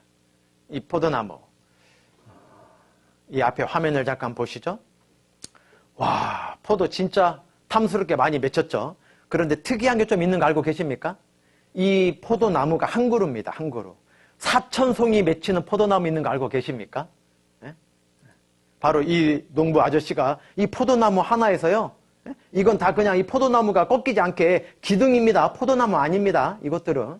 이 포도나무 한 그루에서요. 4,000송이가 맺히는 포도나무도 있대요. 그 뉴스에 나온 적이 있는데 잠깐 보시겠습니다. 포도나무 한 그루에 포도 4,000송이가 열렸습니다. 얼마나 많은 양인지 짐작이 가십니까? 일반 포도나무보다 무려 40배 많고 3,000송인 세계 기네스 기록도 크게 웃돕니다. 화학 비료를 쓰지 않는 전통 퇴비가 비결입니다. 박건우 기자입니다. 포도나무 줄기가 끝이 보이지 않습니다. 진보라색 포도송이가 주렁주렁 매달렸습니다. 포도나무 한 그루에서 4,000송이가 열렸습니다. 실제 보니까 와 정말 대단하다 그 말밖에 할 수가 없네. 한 그루의 최대 백송이인 일반 포도나무의 40배입니다. 지난 2005년에 심은 13년생 머루포도 품종이라 맛도 좋습니다. 일반 포도 열매의 당도는 14브릭스인데 이곳 포도나무 열매는 20브릭스로 당도가 더 높습니다. 한 그루의 넓이가 축구장의 절반에 이릅니다. 근데 4,000송이는 좀 대단하다고 생각합니다. 나름대로 그만큼 노력이 필요했을 건데 저도 내년에 나름대로 노력해 보겠습니다. 세계 기네스에 등재된 일본의 포도 3,000송이보다 1,000송이나 많습니다. 비공인 세계 신기록입니다. 내년에는 5,000송이까지 늘어날 전망입니다. 친환경 전통 퇴비만 쓴 것이 유일한 비결입니다. 우리 아버지나 조상님들이 하던 거 그대로 따라서 하는 것 뿐이에요. 근데 이렇게 토양 관리를 해주니까 이게 큰 나무가 됐어요. 도시는 과수원의 포도나무 24그루를 하나로 연결해 한 그루에서 4만 송이가 열리는 포도나무를 만들 계획입니다. TV조선 박건우입니다. 이 나무 한 그루에서 4,000송이가 맺혔는데 이 가지를 보면은요, 탁자 하나, 가구 하나 만들 수 없습니다. 이 포도나무 가지가. 아주 비비 꼬이고 비쩍비쩍 있는데 이 줄기에서 열매가 맺히는 게 아니라 가지에서 너무나 많은 열매가 맺혔지 않습니까? 예수님이 포도나무라 말씀하셨습니다. 그런데 2000년 동안 이 가지, 육신적으로 우리가 볼품 없지요. 잘난 게 없지요. 그런데 붙어 있을 때, 가지에 떨어지면은 이 나무까지는 아무데도 쓸 데가 없습니다. 예수님 안에 거할 때, 교회 안에 거할 때, 그럴 때 30배, 60배, 100배 열매가 맺힌다 그랬습니다. 우리가 구원을 받았으면 태어난 날이 있으면 자라나가서 30배, 60배 어떠한 것보다 많은 열매 맺기를 농부는 원할 거 아니겠습니까? 뭐 세계 신기록인 게 중요한 게 아니죠. 제가 뉴스 보여드린 이유가 하나님 아버지께서는 우리를 구원해 주신 목적이 무엇이겠습니까? 우리만 구원받고 기뻐하기를 원하는 게 아니라 30배, 60배, 100배 열매 맺기를 원하시는 거 아니겠습니까? 우리가 신앙생활을 점점점 교회 안에서 잘 해나감으로 말미암아 하나님을 기쁘시는 자 되기를 간절히 원하고 계실 겁니다. 여러분, 신앙생활을 자동차에 내 바퀴와 같다라는 이야기를 많이 들어보셨을 겁니다. 이번에 처음 들으시는 분 말고는 왜 자동차에 내 바퀴와 같다고 했을까? 자동차의 내 바퀴 중에 아무리 새로 나온 성능 좋은 자동차라고 해도 바퀴 하나가 없으면 굴러갈 리가 없지 않습니까? 차가 전복돼서 큰 사고가 나지. 말씀이 가장 중요합니다. 왜요? 우리가 말씀으로 거듭났기 때문입니다. 믿음은 들음에서 나며 들음은 그리스도의 말씀으로 말미암았느니라. 사람이 떡으로만 살 것이 아니요 하나님의 입으로 나오는 모든 말씀으로 살 것이니라. 우리가 말씀으로 하나님을 믿게 되었고 말씀을 순종해서 거듭났기 때문입니다. 말씀이 가장 중요하죠. 기도는 무엇입니까? 우리가 너무나 연약하기 때문에 야곱이 그 야복강가에서 하나님과 기도해서 이스라엘로 이름이 바뀐 것처럼 사닥다리는 무엇입니까? 기도할 때 연결되지 않은 곳을 연결하는 게 땅에서 옥상으로 연결될 수 있는 게 사닥다리를 걸쳐놔야지 연결될 수 있는 거 아니겠습니까? 하나님은 작정하시면 무엇이든지 이루어질 수 있는 능력이 있으신 분이지만 기도할 때 그 기도를 들어주신다 말씀하신 겁니다. 구원받은 자의 기도. 야고보서 5장에 보면 의인의 기도는 역사하는 힘이 있다고 약속해 주셨습니다. 기도는 하나님께 구원받은 그리스도인이 쉬지 말고 해야 될 아주 중요한 하나님께 구해야 될 기도입니다. 그리고 교제입니다. 교제. 이 요한복음 15장에 있는 것처럼 우리가 열매 맺는 삶을 살기 위해서 예수님께서 사랑하는 마리아와 마르다, 나사로 그 남매지간입니다. 나사로가 죽은 지 나흘이나 됐습니다. 예수님이 여기 계셨으면 내 동생 나사로가 죽지 않았을 겁니다. 예수님께서 나사로야 나오너라. 근데 나사로가요 손발이 배로 묶인 채로 나왔습니다. 예수님이 부활하셨을 때 마리아가 막 무덤을 막 베드로는 무서워서 머뭇거릴 때 쑥 들어갔을 때 예수님 십자가에서 내렸을 때 장사 지낼 때 왜 성경대로 사흘 동안 장사 지냈지 않습니까? 그 부활하셨지 않습니까? 우리의 죄가 다 사해 주셨다는 증거로 부활하셨다고 어저께 배워보았지 않습니까? 부활하실 때 수건과 그 세마포가 개켜져 있었다 말씀하셨습니다. 하나님은 질서의 하나님이시지 혼돈의 하나님이 아니시라고 말씀하고 계십니다. 성경 여러 곳에. 그런데 왜 나사로를 손발이 묶인 채 나오게 하셨습니까? 능력이 없어서? 아닙니다. 말씀하시면 냄새나고 벌레 생기는 나사로가 살아나왔습니다. 오직 사람이 거듭날 수 있는 건 예수님의 말씀으로만 거듭날 수 있는 겁니다. 그런데 나사로가 손발이 묶인 채 거듭은 났지만 육신의 문제 해결 안 됐죠. 한편 강도가 천국에 들어갔지만 그 십자가에 죽는 거 육신의 문제는 해결이 안 됐지 않습니까? 우리도 거듭은 났지만 천국은 갈 수 있지만 육신의 문제는 아직 해결이 안 돼 있습니다. 그런데 그 해결 안 된 문제가 어디서 풀리냐? 예수님이 나사로에게 살아있는 예수님이 직접 풀어주실 수 있는데 예수님은 말씀만 하시면 그냥 그 자유롭게 나오게 할 수도 있었는데 우리에게 교훈 주시려고 살아있는 자들에게 풀어놓아 다니게 하라 그랬습니다. 여러분 지금 이 코로나19 감염병 때문에 자유롭게 대면 교제를 못하고 있지만 말씀 들을 때에도 인생에 그리고 속상하고 억울하고 원망스럽고 불평 나오는 게 많이 풀릴 때도 있지만 말씀 들어도 안 풀리는 어떠한 문제도 있을 수 있죠, 여러분. 예? 그런데 교제하다 보면 풀립니다. 간증을 듣다가 간증을 하다가 어떤 기도 부탁을 듣다가 육신의 많은 문제들이 풀립니다. 손발이 묶인 게 풀리게 됩니다. 교제는 우리가 아직까지 육신의 문제가 자유롭지 못한 거 거듭은 났지만, 나사로가 예수님 말씀으로 살아는 났지만 손발이 묶여 있었지 않습니까? 자유롭지 못했습니다. 그런데 살아있는 무리 가운데 먼저 살아난 자들이 풀어주어서 다니게 하라 그랬습니다. 교제는 우리가 인생 살다가 답답한 문제, 묶이는 문제를 풀어주는 곳입니다. 간증 듣다가 간증하다가 얼마나 많은 문제가 풀리는지 모릅니다. 아마 여러분도 경험 많이 하셨을 겁니다. 그리고 전도는 이 지상 최후의 명령입니다. 때를 얻든지 못 얻든지 땅끝까지 전파하라고 말씀하셨습니다. 그리고 이 전도는 우리가 하지 않을 수 없지 않습니까? 요한복음 15장에 내 안에 거하라 명령하셨습니다. 사실은 이 자동차에 네 바퀴 설명할 필요도 없는 겁니다. 말씀, 기도, 교제, 전도, 이 네 가지는 하나도 빠질 수 없습니다. 언제? 주님 다시 오실 때까지. 언제? 우리가 천국 갈 때까지. 이 네 가지는 하나도 다 균형이 있어야 돼요. 바퀴가 세 개는 조그만데 바퀴 하나가 커요. 그러면 자동차가 제대로 굴러가겠습니까? 못 굴러갑니다. 다 균형 있게 가야 돼. 여러분이 왜 답답했냐면요, 말씀은 잘 보는데 기도를 안 했어요. 말씀은 잘 보고 기도는 잘하는데 교제 안 나갔어요. 말씀은 잘 보고 잘 듣고 기도도 열심히 하고 교제도 잘 하는데 전도를 한 명도 해본 적이 없어. 전도를. 나만 기뻐, 나만 교제 가운데. 그러니까 그 목적이, 자동차 만든 목적은요, 구경하라고 만든 거 아니에요. 싱싱 목적지로 향해 가라고 만든 거지. 아닙니까?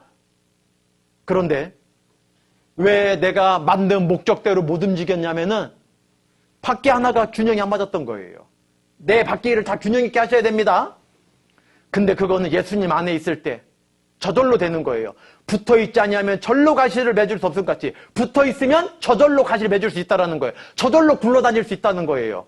너희도 내 안에 있지 아니하면 그러하리라. 나는 포도나무, 예수님이 포도나무예요. 우리가 포도나무 아니잖아요. 우리는 가지예요. 예수님이 대신 용서해 준 것 때문에 거듭난 거지.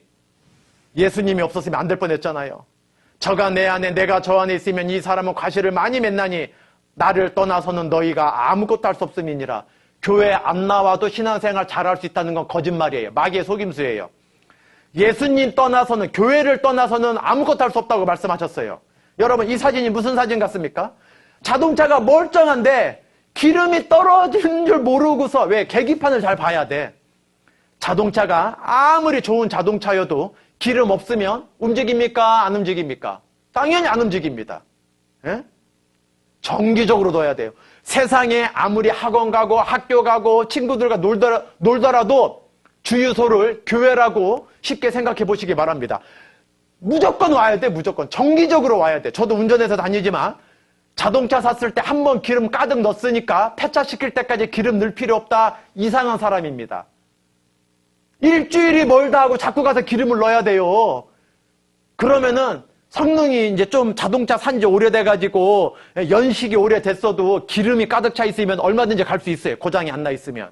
그런데 이번에 나온 최신형 자동차 막 가장 비싼 외제차라고 해도 기름이 떨어졌는데 기름 안 넣으면 안 움직입니다. 아무데도 못 가요. 그 자동차는.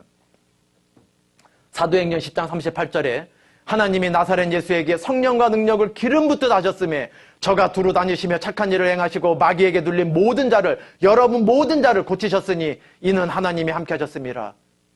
교회 안에, 주님 안에 함께 할 때 기름 부음 받고 마디와 힘줄로 공급받아 자라나갈 수 있는 거예요. 예? 골로새서에 그렇게 말씀하셨지 않습니까?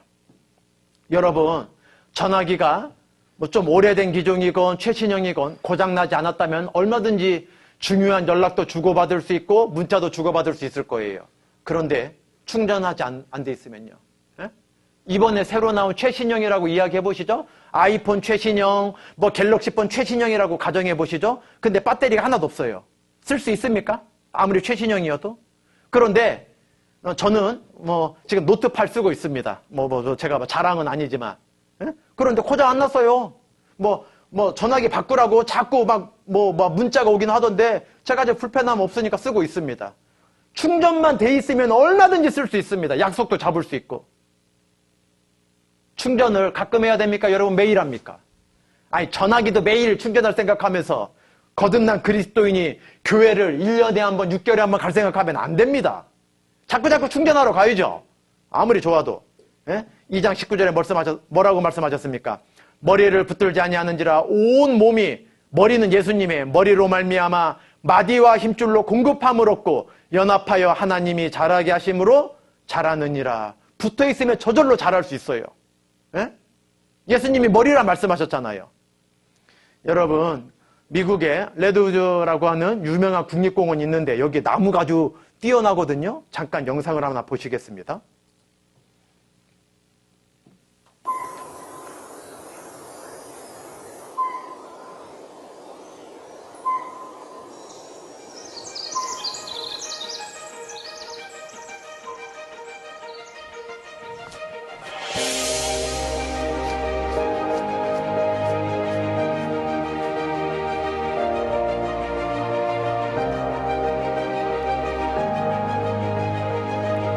나무가 120m래요. 대단하죠?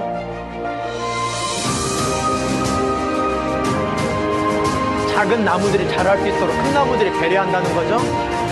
여러분도 새로 구원받은 친구들 배려 잘 하셔야 됩니다. 미국에는 허리케인 같은 태풍 큰 폭풍우 부는 거 알고 계시죠? 그런데 레드우드가 3000년을 어떻게 견뎌왔을까 궁금하지 않습니까?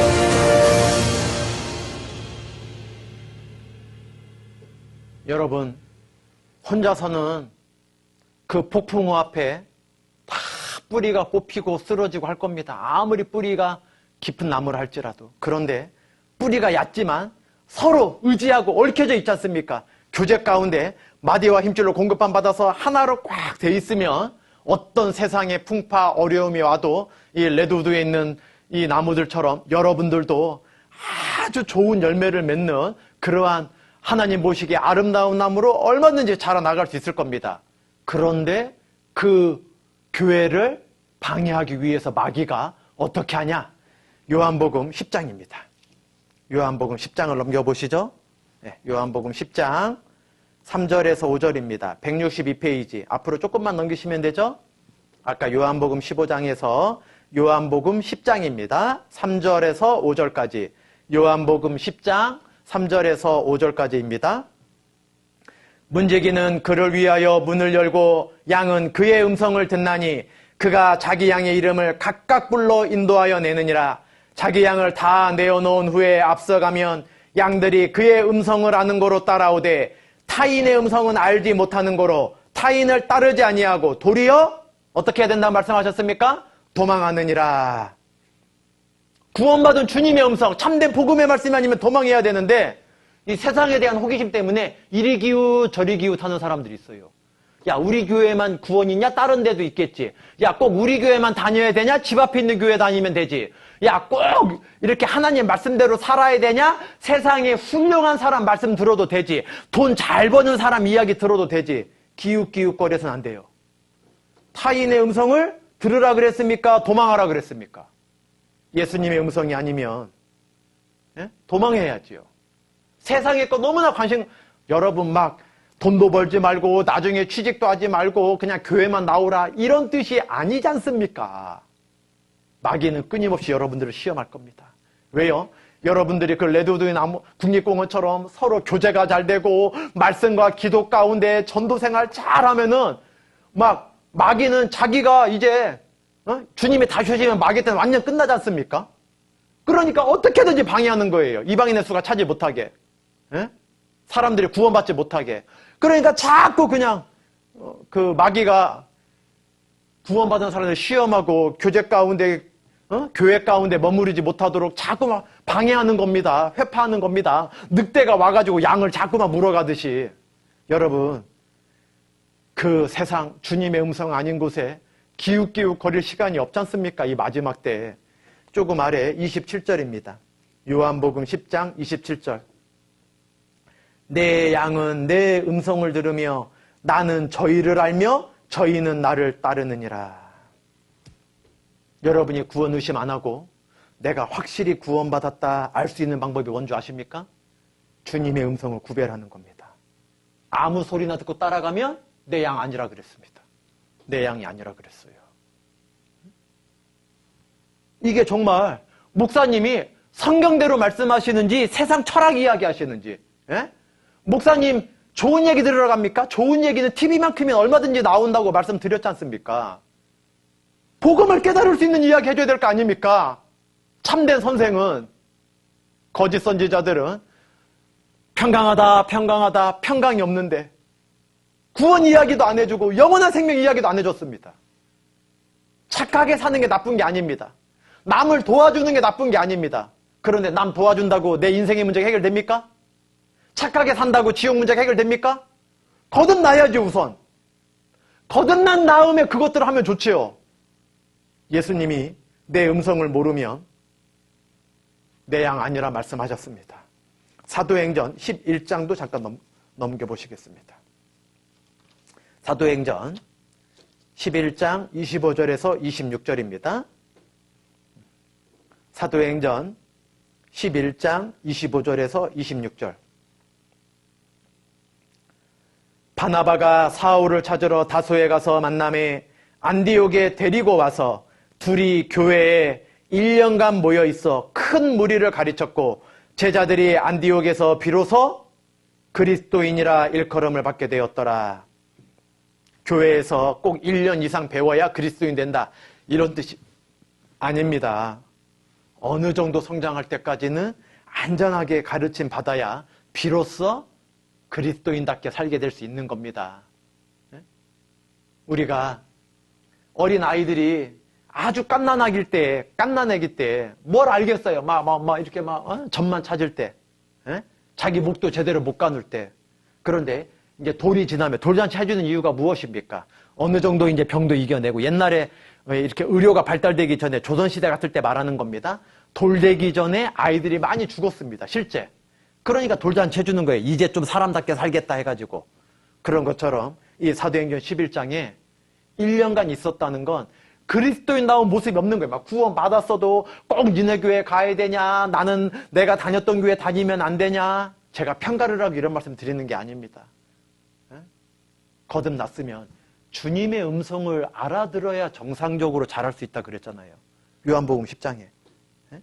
주님의 말씀을 구별해서 들어야지 정상적으로 주님을 따라서 살 수 있다는 겁니다.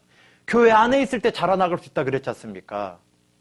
1년간 교회에서 배우다 보니까 비로소 아직 구원받지 않은 사람들에게 믿으려면 저 사람들처럼 믿어야 되는구나 라는 소리를 듣게 되었다는 겁니다. 참된 믿음. 여러분도 그렇게 이번에 새로 온라인을 통해서 구원받으신 분들은 여러분들을 이렇게 소개해 준 분, 연결해 준 분, 그분과 함께 아까 레드우드에 있는 국립공원처럼 연결되시기를, 교제 가운데 있으시기를 강력하게 권해드립니다. 왜요? 그래야지 비로소 주님의 제자답게 그리스도인답게 살아나가는 시작이 될 수 있다는 겁니다. 그렇게 자라나가기 시작하면 주님께서는 사도 바울의 입을 통해서 뭐라고 하셨냐? 상을 얻으라 그랬습니다. 고린도전서 9장입니다. 고린도전서 9장 24절을 넘겨보시겠습니다. 고린도전서 9장 24절에서 27절입니다. 273페이지입니다. 신약성경 273페이지 고린도전서 9장 24절에서 27절까지. 운동장에서 다름질하는 자들이 다 달아날지라도 오직 상 얻는 자는 하나인 줄을 너희가 알지 못하느냐. 너희도 얻도록 이와 같이 다름질하라.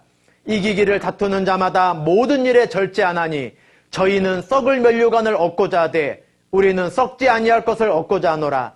그러므로 내가 다름질하기를 향방 없는 것 같이 아니하고 싸우기를 허공을 치는 것 같이 아니하여 내가 내 몸을 쳐 복종하게 함은 내가 남에게 전파한 후에 자기가 도리어 버림이 될까 두려워함이로라.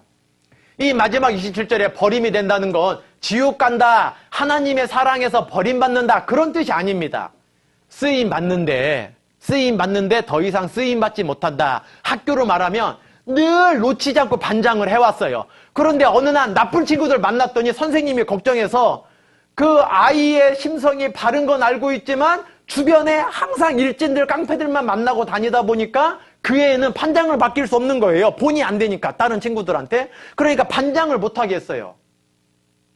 그러니까 원래 선생님한테 아주 귀하게 인정받은 걸 더 이상 인정받을 수 없다. 그 버림이 될까 두려워한다. 그런 뜻입니다. 사도 바울이. 예? 목숨까지 내어놓기로 주를 위해 달려왔던 이 사도, 나의 달려갈 길을 달려갔던 이 사도 바울이 마지막 순간에 버림될 수도 있는 거를 늘 조심하면서 겸손하게 살아가는 표현이라는 겁니다. 이거는 지옥 가는 표현이 아니에요. 한번 그러니까 너희에게 영생을 주노니 아버지 손에서 영원히 빼앗을 자가 없다고 한 번 구원은 절대 빼앗기지 않습니다. 그런데 우리가 지옥 갈까 봐 열심히 사는 게 아니라 값없이 내가 죄인 되었을 때 내 모든 죄를 용서해 주신 걸로 확증해 주셨지 않습니까? 그 은혜가 너무 큰 걸 감사하기 때문에 우리가 열심히 살 때 세상 운동선수들 보십시오. 얼마나 모든 걸 절제합니까? 이 말씀처럼. 세상에 썩어질 거 잊혀지지 않습니까? 잊혀질 거를 위해, 썩을 면류관을 위해서도 그렇게 절제하고 노력하는데 너희는 영원히 썩지 않을 상을 주겠다고 하는데도 왜 이렇게 절제 없이 사냐? 왜 이렇게 세상 욕심을 갖고 사냐? 그 책망의 소리일 수 있다라는 겁니다. 여러분, 2008년도에 우리 바로 옆에 1988년도는 우리나라 서울에서 올림픽이 열렸고 2008년도에 베이징, 저 중국에서 올림픽 열렸죠. 그때 2008년 베이징 올림픽에서 우리나라의 첫 번째 금메달 안겨준 사람 누군지 기억나십니까? 기억 안 나죠. 썩을 면류관인데 잊혀질 건데. 그런데 그때 당시엔 온 국민이 기뻐했습니다. 유도 종목에서 첫 금메달이 나왔는데 최민호라고 하는 대단한 선수가 있습니다. 그 선수가 어떻게 금메달 땄는지 잠깐 제가 영상 하나 보여주겠습니다. 자, 태클 한번 시도해봤던 아르헨티나의 알바라시. 최민호 선수가 킬러스다. 한판에 최민호. 그렇습니다. 역시 경기에서 아르헨티나의 알바라신에게 자신의 주특기 있죠. 같은 체급인데 왜 이렇게 왜소한지 모르겠어요. 최민호 이제 이란의 아콘 키도 크죠. 나왔습니다. 지금 연속 한판승을 거두고 있습니다. 최민호 선수. 양쪽 어깨 등이 다 닿는 게 한판이라는 기술이죠. 더 이상 경기할 필요 없습니다. 한 판이면. K우승 같은 겁니다. 전투로는. 하나. 자, 앞서가고 있는 오른쪽 맞추기. 역시 한판입니다. 최민호. 이 아르헨티나의 알바라신 선수 그리고 이란의 아콘드 자데 선수, 우즈벡의 수비로프 선수 계속 한 판으로 이기고 있죠. 자신의 정말 주특기입니다. 이 업어치기 한 판으로 계속 올라왔는데. 예, 그렇습니다. 자, 이 호우케스도 다리 잡아매치기. 자, 드라매치기 한 판입니다. 드라매치기 한 판. 네, 지금 네덜란드 호우케스 우승 아니겠습니까? 그렇습니다. 그렇습니다. 자, 접승전입니다. 뒤로 빠진 선수. 그러니까 지금 최민호는 업어치기와 다리 들어 매치기. 지금 이 기회를 보고 있는데 다시 한번 들어야겠죠.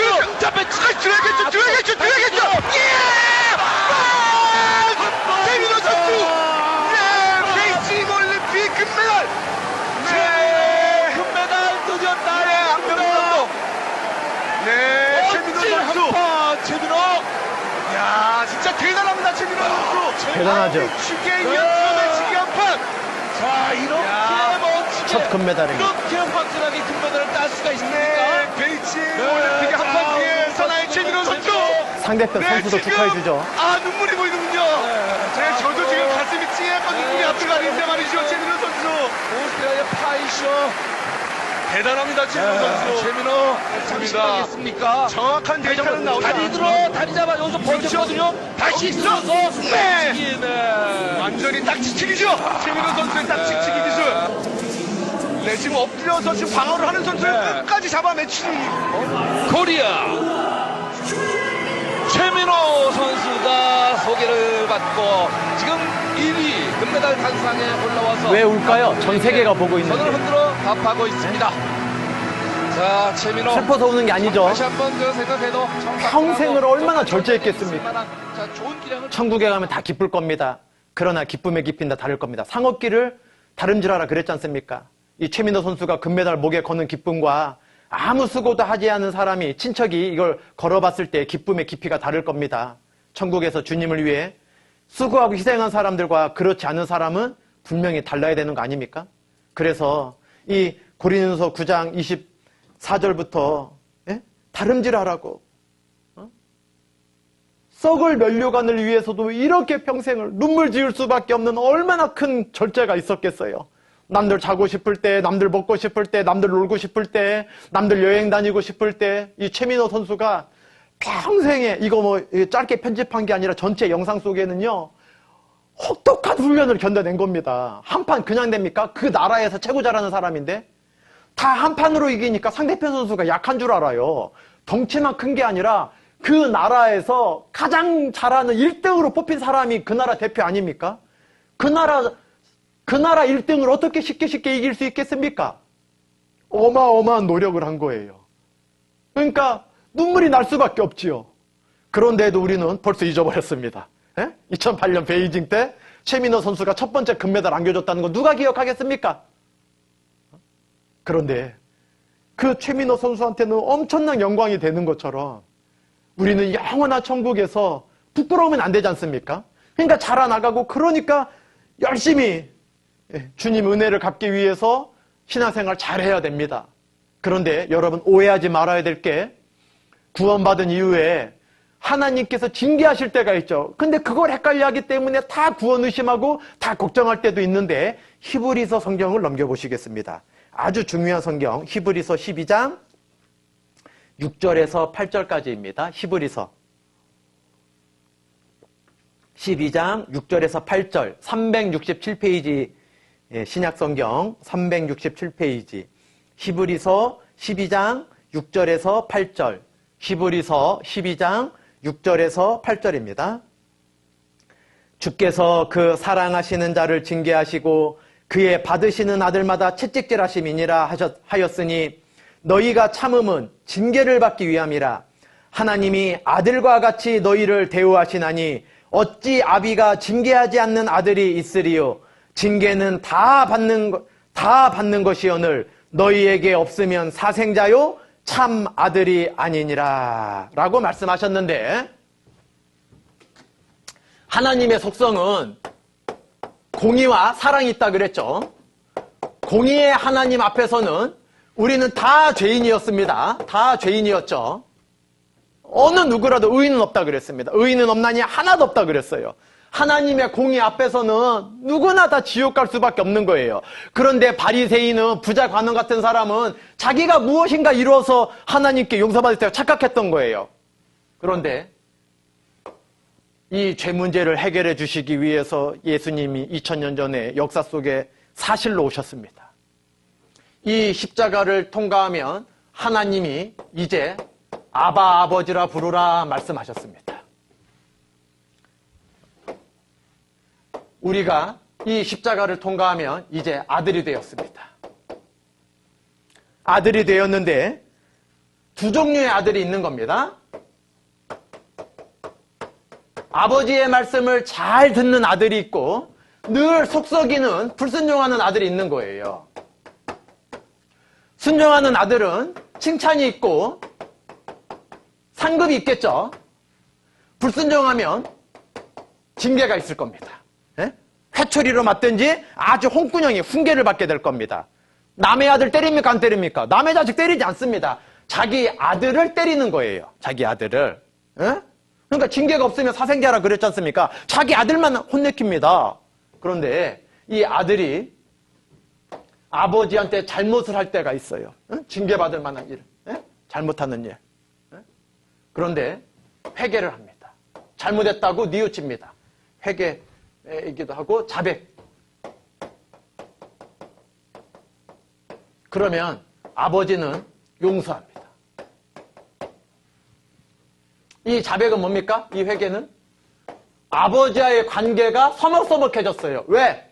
아버지 말을 안 들어서 내가 이제 벌을 받게 생겼으니까 막 막 조마조마한 거예요. 막 교회 와도 조마조마하고 막 늘 불안하고. 그런데 이 아들이 먼저 아버지가 모를 리가 없을 거야. 아버지, 사실은 제가 어젯밤에 아빠 지갑에서 몰래 10,000원 꺼냈어요. 너무 잘못했어요. 다신 안 그럴게요. 그러면 아버지가 뭐라고 그럽니까? 나가 죽어! 그럽니까? 아니에요. 내가 알았는데 너 어제 바로 순간적으로 화가 나서 너를 불러다가 저 홍군형을 내줄 생각했는데, 그러면 네가 계속 바늘도둑이 소도둑 된다는 말이 있는 것처럼 네가 계속 잘못할까 봐 네가 스스로 뉘우치기를, 자백하기를 아빠가 기다렸어. 이렇게 맞춰서 고맙다. 그러면은 그 다음 날부터 걱정할 필요가 있어요, 없어요? 걱정할 필요 없어요. 관계가 회복됐기 때문이에요. 예? 이 회개는 천국 가는 회개가 아니잖아요. 예? 이 잘못을 했다고 징계 받는다고 아버지 아들 관계가 끊어지는 건 아니지 않습니까? 예? 아버지와의 관계가 늘 친밀하고 교회 와도 아버지 봐도 불편하지 않게 하기 위해서 먼저 고백하면은 늘 좋아지잖아요. 그러니까 우리가 육신의 문제가 해결된 건 아니지 않습니까? 징계가 있을 수 있는데 이 징계를 어떤 경우에는 마음에 막 괴롭기도 하고 내가 이렇게 살면 안 될 건데. 여러분, 목욕탕 갈 때 때를 다 밀고 목욕탕 가야 됩니까? 때가 있으니까 목욕탕 가는 겁니까? 예수님이 십자가 지시기 전날 밤에 요한복음 13장에 보면 마지막 만찬을 드시다가 허리에 수건을 동이시고 죄자들의 발을 다 씻겨주신 사건 알고 계시지 않습니까? 그러니까 베드로가요, 우리가 주님의 발을 씻게 하지 왜 예수님께서 저희들의 발을 씻깁니까? 그러니까 내가 씻기지 않으면 너와 상관이 없다 그랬더니 그럼 목욕시켜 주십시오 그랬더니 이미 씻은 자는 발만 씻으면 된다. 왜? 이미 물과 성령으로 거듭난 사람은 세상에 살면서 어쩔 수 없이 죄를 짓길 좋아하는 건 아닙니다. 어쩔 수 없이 죄를 지으면 교회에 와서 자꾸 말씀 듣는 가운데, 교제하는 가운데, 간증하는 가운데 이걸 자꾸 씻어내라고, 발을 자꾸 씻으라고. 왜? 먼지가 묻으니까. 세상에 때가 묻으니까. 그래야지 하나님과 계속 관계가 좋아질 거 아니겠습니까? 이 징계를 우리가 잊으시면 안 될 것 같습니다. 유다서를 잠깐 보시죠. 유다서. 요한계시록 앞에, 성경 저 뒤에 있습니다. 요한계시록 앞에 유다서 1장 4절입니다. 이는 가만 397페이지 신약성경 유다서 1장 4절입니다. 이는 가만히 들어온 사람 몇이 있음이라. 저희는 옛적부터 이 판결을 받기로 미리 기록된 자니 경건치 아니하여 우리 하나님 은혜를 도리어 세귑거리로 바꾸고 홀로 하나이신 주제 곧 우리 주 예수 그리스도를 부인하는 자니라. 이 하나님의 은혜는 한 번 구원은 영원히 뺏기지 않는다 그랬으니까 내가 앞으로 막 담대히 죄를 지어도 지옥 안 가겠구나. 그렇게 죄를 맘대로 짓는 사람 구원받은 게 맞을까요? 은혜를 죄 짓는 담대함으로 이용하는 사람들이 있어요. 예? 하나님의 은혜를 도리어 세귑거리를 바꾸는, 우리가 죄에서 구별되는 변화된 삶을 살아야지 정상이지 구원받은. 왜? 우리의 죄가 얼마나 혹독합니까? 하나님의 독생자라도 버릴 수밖에 없는 혹독한 거 아닙니까? 엘리 라마 사박다니 어째여 나를 버리셨나이까? 왜 버리셨습니까? 여러분과 저의 죄 때문이 아닙니까? 죄는 심각한 겁니다. 로마서에는 그런즉 무슨 말하리요? 은혜를 더하게 하려고 죄에 거하겠느냐? 그런 말씀도 하셨습니다. 6장 1절에.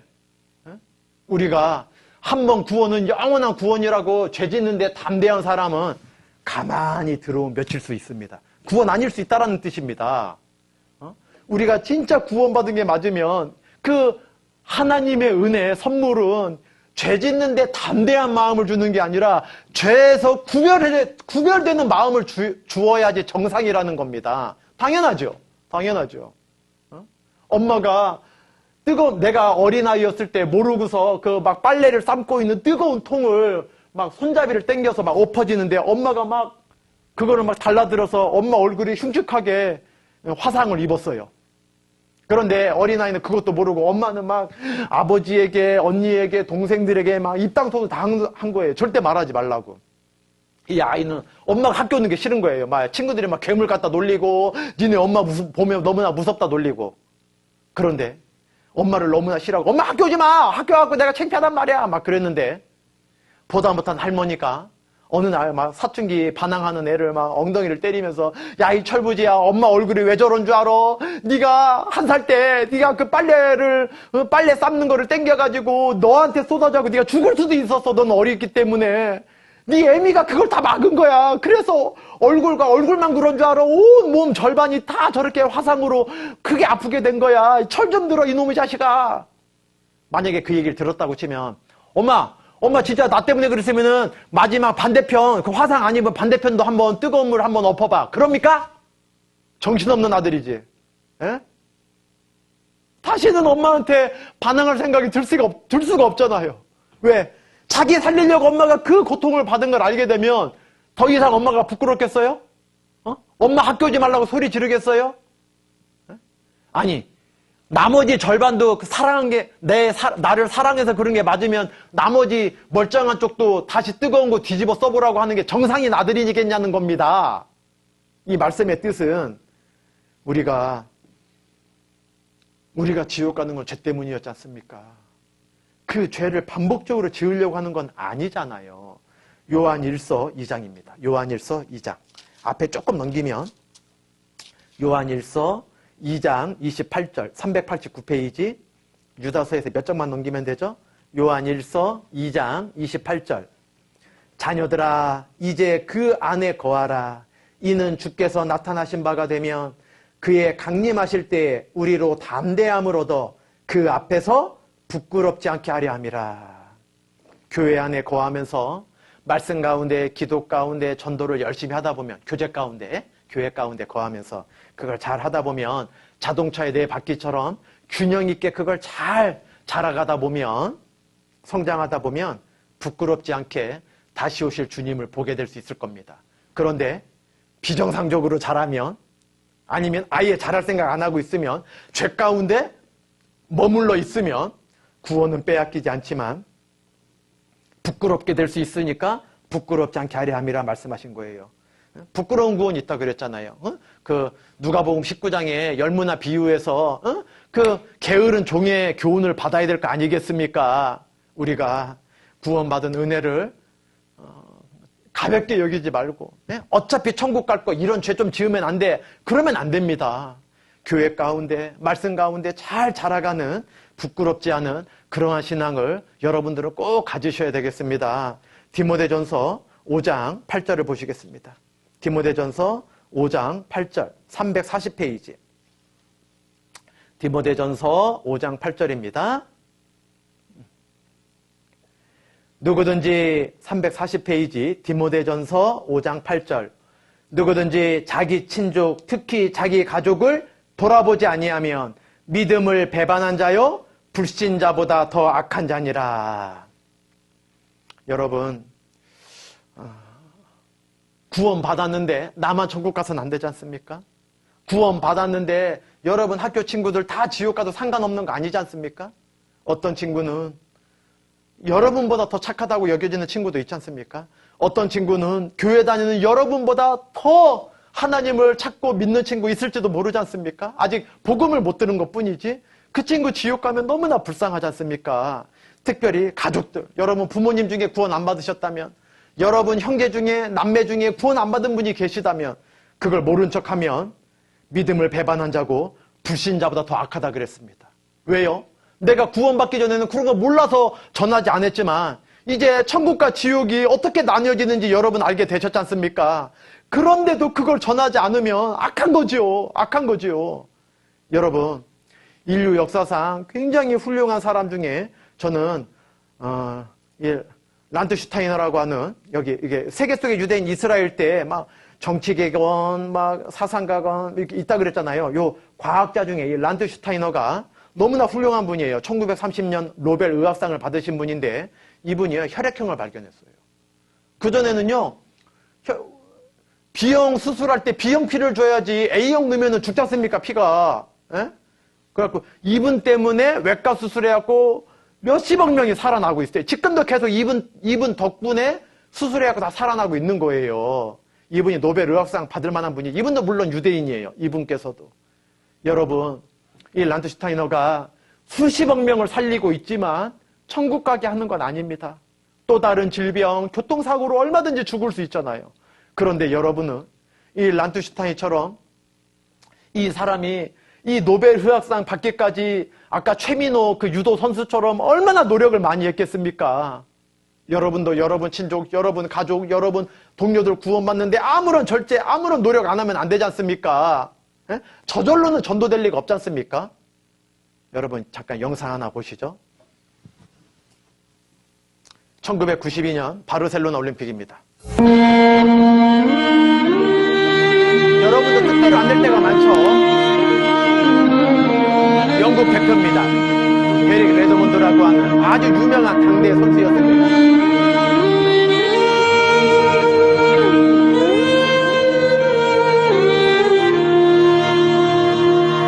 400m 출전한 이 에릭 레드몬드는요, 가장 강력한 올림픽 금메달 후보였어요. 왜? 세계 기록 보유자였거든요. 그런데 마지막 결승전입니다. 이제 금메달을 좌우하는 결승전. 실제 화면입니다. 그런데 한 절반 가까이 150m 이르렀을 때 400m 경기였지 않습니까? 갑자기 이 가운데 뛰는 사람이 우승 후보인 거 알고 계시죠? 주저앉아버린 거예요. 이 레드먼드가. 왜 그럴까? 이 허벅지 근육이 끊어진 거예요. 부상을 입은 겁니다.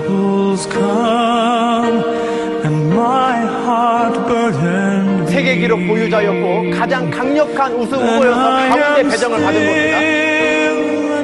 그런데 예기치 않게 마지막 경주에서 예상치 못한 일이 벌어진 거예요. 오른쪽 다리 뒤에 갑자기 다리가 끊어지는 듯한 고통이 찾아온 거예요.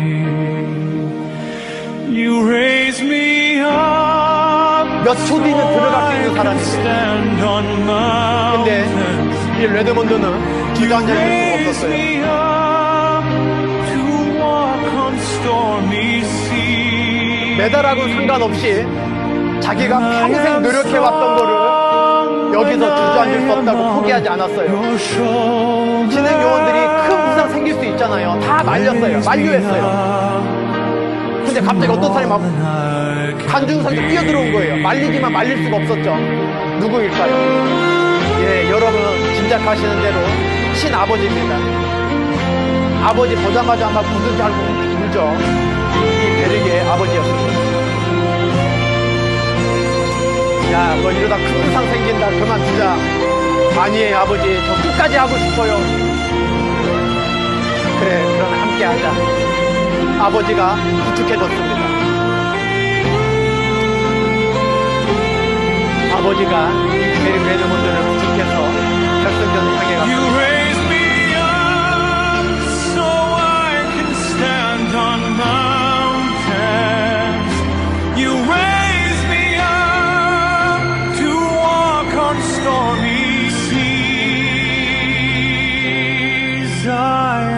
마지막 결승전은 이 에릭 레드몬드가 혼자 통과할 수 있게 아버지가 도와주었습니다. 여러분도 포기하지 않으면 아직 실패한 게 아닙니다. 여러분 중학교 때 전도하지 않았다고 1, 2학년 때 전도하지 않았다고 포기할 필요 없습니다. 그동안 내가 인생을 허비했다고 포기할 필요 없습니다. 지금부터라도 마음을 새롭게 먹고 어떤 분야가 됐든 아직까지 하고 싶은 게 없어도 상관없습니다. 하나님을 의지하고 눈앞에 있는 거, 주어진 거 최선 다하면 됩니다. 싸울 날을 위하여 마병을 예비하거니와 이김은 여호와께 있느니라. 여러분의 인생의 결과는 하나님께 맡기고 학생일 때에는 학생 공부하고 1등하라는 이야기가 아닙니다. 예? 최선을 다해서 운동 특기생들은 운동 열심히 하고 최민호처럼 그렇게 하다 보면 무엇이든지 성실하게 무엇이든지 그리스도인답게 할 때 전도도 할 수 있지. 함부로 하면 가족들 전도 못합니다. 야, 너나 똑바로 살아. 야, 이놈아, 늦잠이나 자지 마. 야, 학교나 결석하지 말고 학교 나가. 이런 비아냥 받아서 어떻게 전도하겠습니까? 여러분 벌써 늦었다고. 여러분 이제 고등학생입니다. 포기하지 마시고 최선 다해서 지금 주어진 환경을 노력하면 하나님께 가장 귀하게 쓰임 받을 수 있는 사람이 될 수 있을 겁니다. 마지막으로 베드로전서 2장 11절 한 곳만 보겠습니다. 베드로전서 2장 11절입니다. 378페이지 베드로전서 2장 11절입니다. 사랑하는 자들아, 나그네와 행인 같은 너희를 권하노니 영혼을 거스려 싸우는 육체의 정욕을 어떻게 하라 그랬습니까? 제어하라. 여러분, 육체의 정욕이 안 올라오는 게 아닙니다. 사라지는 게 아닙니다. 구원 받았어도 나는 그대로지 않습니까? 에? 남자는 남자대로, 여자는 여자대로, 학생은 학생대로, 어른은 어른대로 그대로지 않습니까? 죄의 본성은 그대로 갖고 있지 않습니까? 근데 그걸 제어할 수 있어야 됩니다. 에? 죄가 올라온다고 여러분은 여러분 스스로 결정할 수 있습니다. 하나님을 기쁘시게 하는 인생을 살 수도 있고 마귀가 기뻐하는 인생을 살 수도 있습니다. 지옥 간다는 이야기는 아닙니다. 그러나 여러분이 하나님을 기쁘시게 안 하고 마음대로 살면은 마귀가 기뻐할 수밖에 없죠. 왜? 자기의 때가 더 길어지니까. 여러분, 그 죄성이 사라지진 않지만 그걸 통제하지 않으면, 제어하지 않으면 신앙생활 망치게 됩니다. 만약에 음란한 생각 올라올 때 아니야, 나 이러면 안 돼 라고 딱 돌아서면 되는데 따라가고 억지로 한번 못된 짓 할까? 이러면 안 되지 않습니까? 에? 친구들이 만약에 못된 데 가자고 해도 학교에는 같이 있다 할지라도 같이 적당히 핑계를 대고서라도 엄마가 오늘 빨리 오래, 아니야 나 집에 무슨 일 있어, 이렇게 하고 그거를 제어할 수 있어야지. 학창 시절에 어쩔 수 없어요. 친구들한테 왕따 받지 않으려면 그런 데도 가야 돼요. 친구들하고 같이 그런 행동도 해야 돼요. 그렇게 핑계대면 안 됩니다. 여러분, 마태복음 13장에 씨 뿌리는 비유에 옥토에 씨가 뿌려져도 새가 와서 쪼아 먹으면 열매 맺을 수 없죠. 새는 마귀의 그림자기일 수도 있습니다. 그런데 새가 날아다니는 거 막을 수 없습니다. 사람은. 하늘에 새가 막 날아다니지 않습니까? 어떻게 막아요? 마귀가 있는 걸.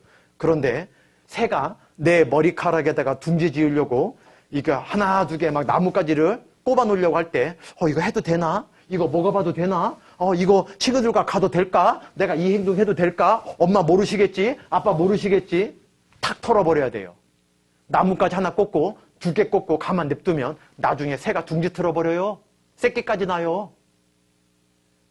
내 머리카락에 둥지 들으려고 나쁜 생각 하나 들어올 때 탁 제어해야 돼요. 나쁜 생각은 올라왔지만 털어버려야 돼요. 왜? 생각하는 결과로 온몸이 움직이니까.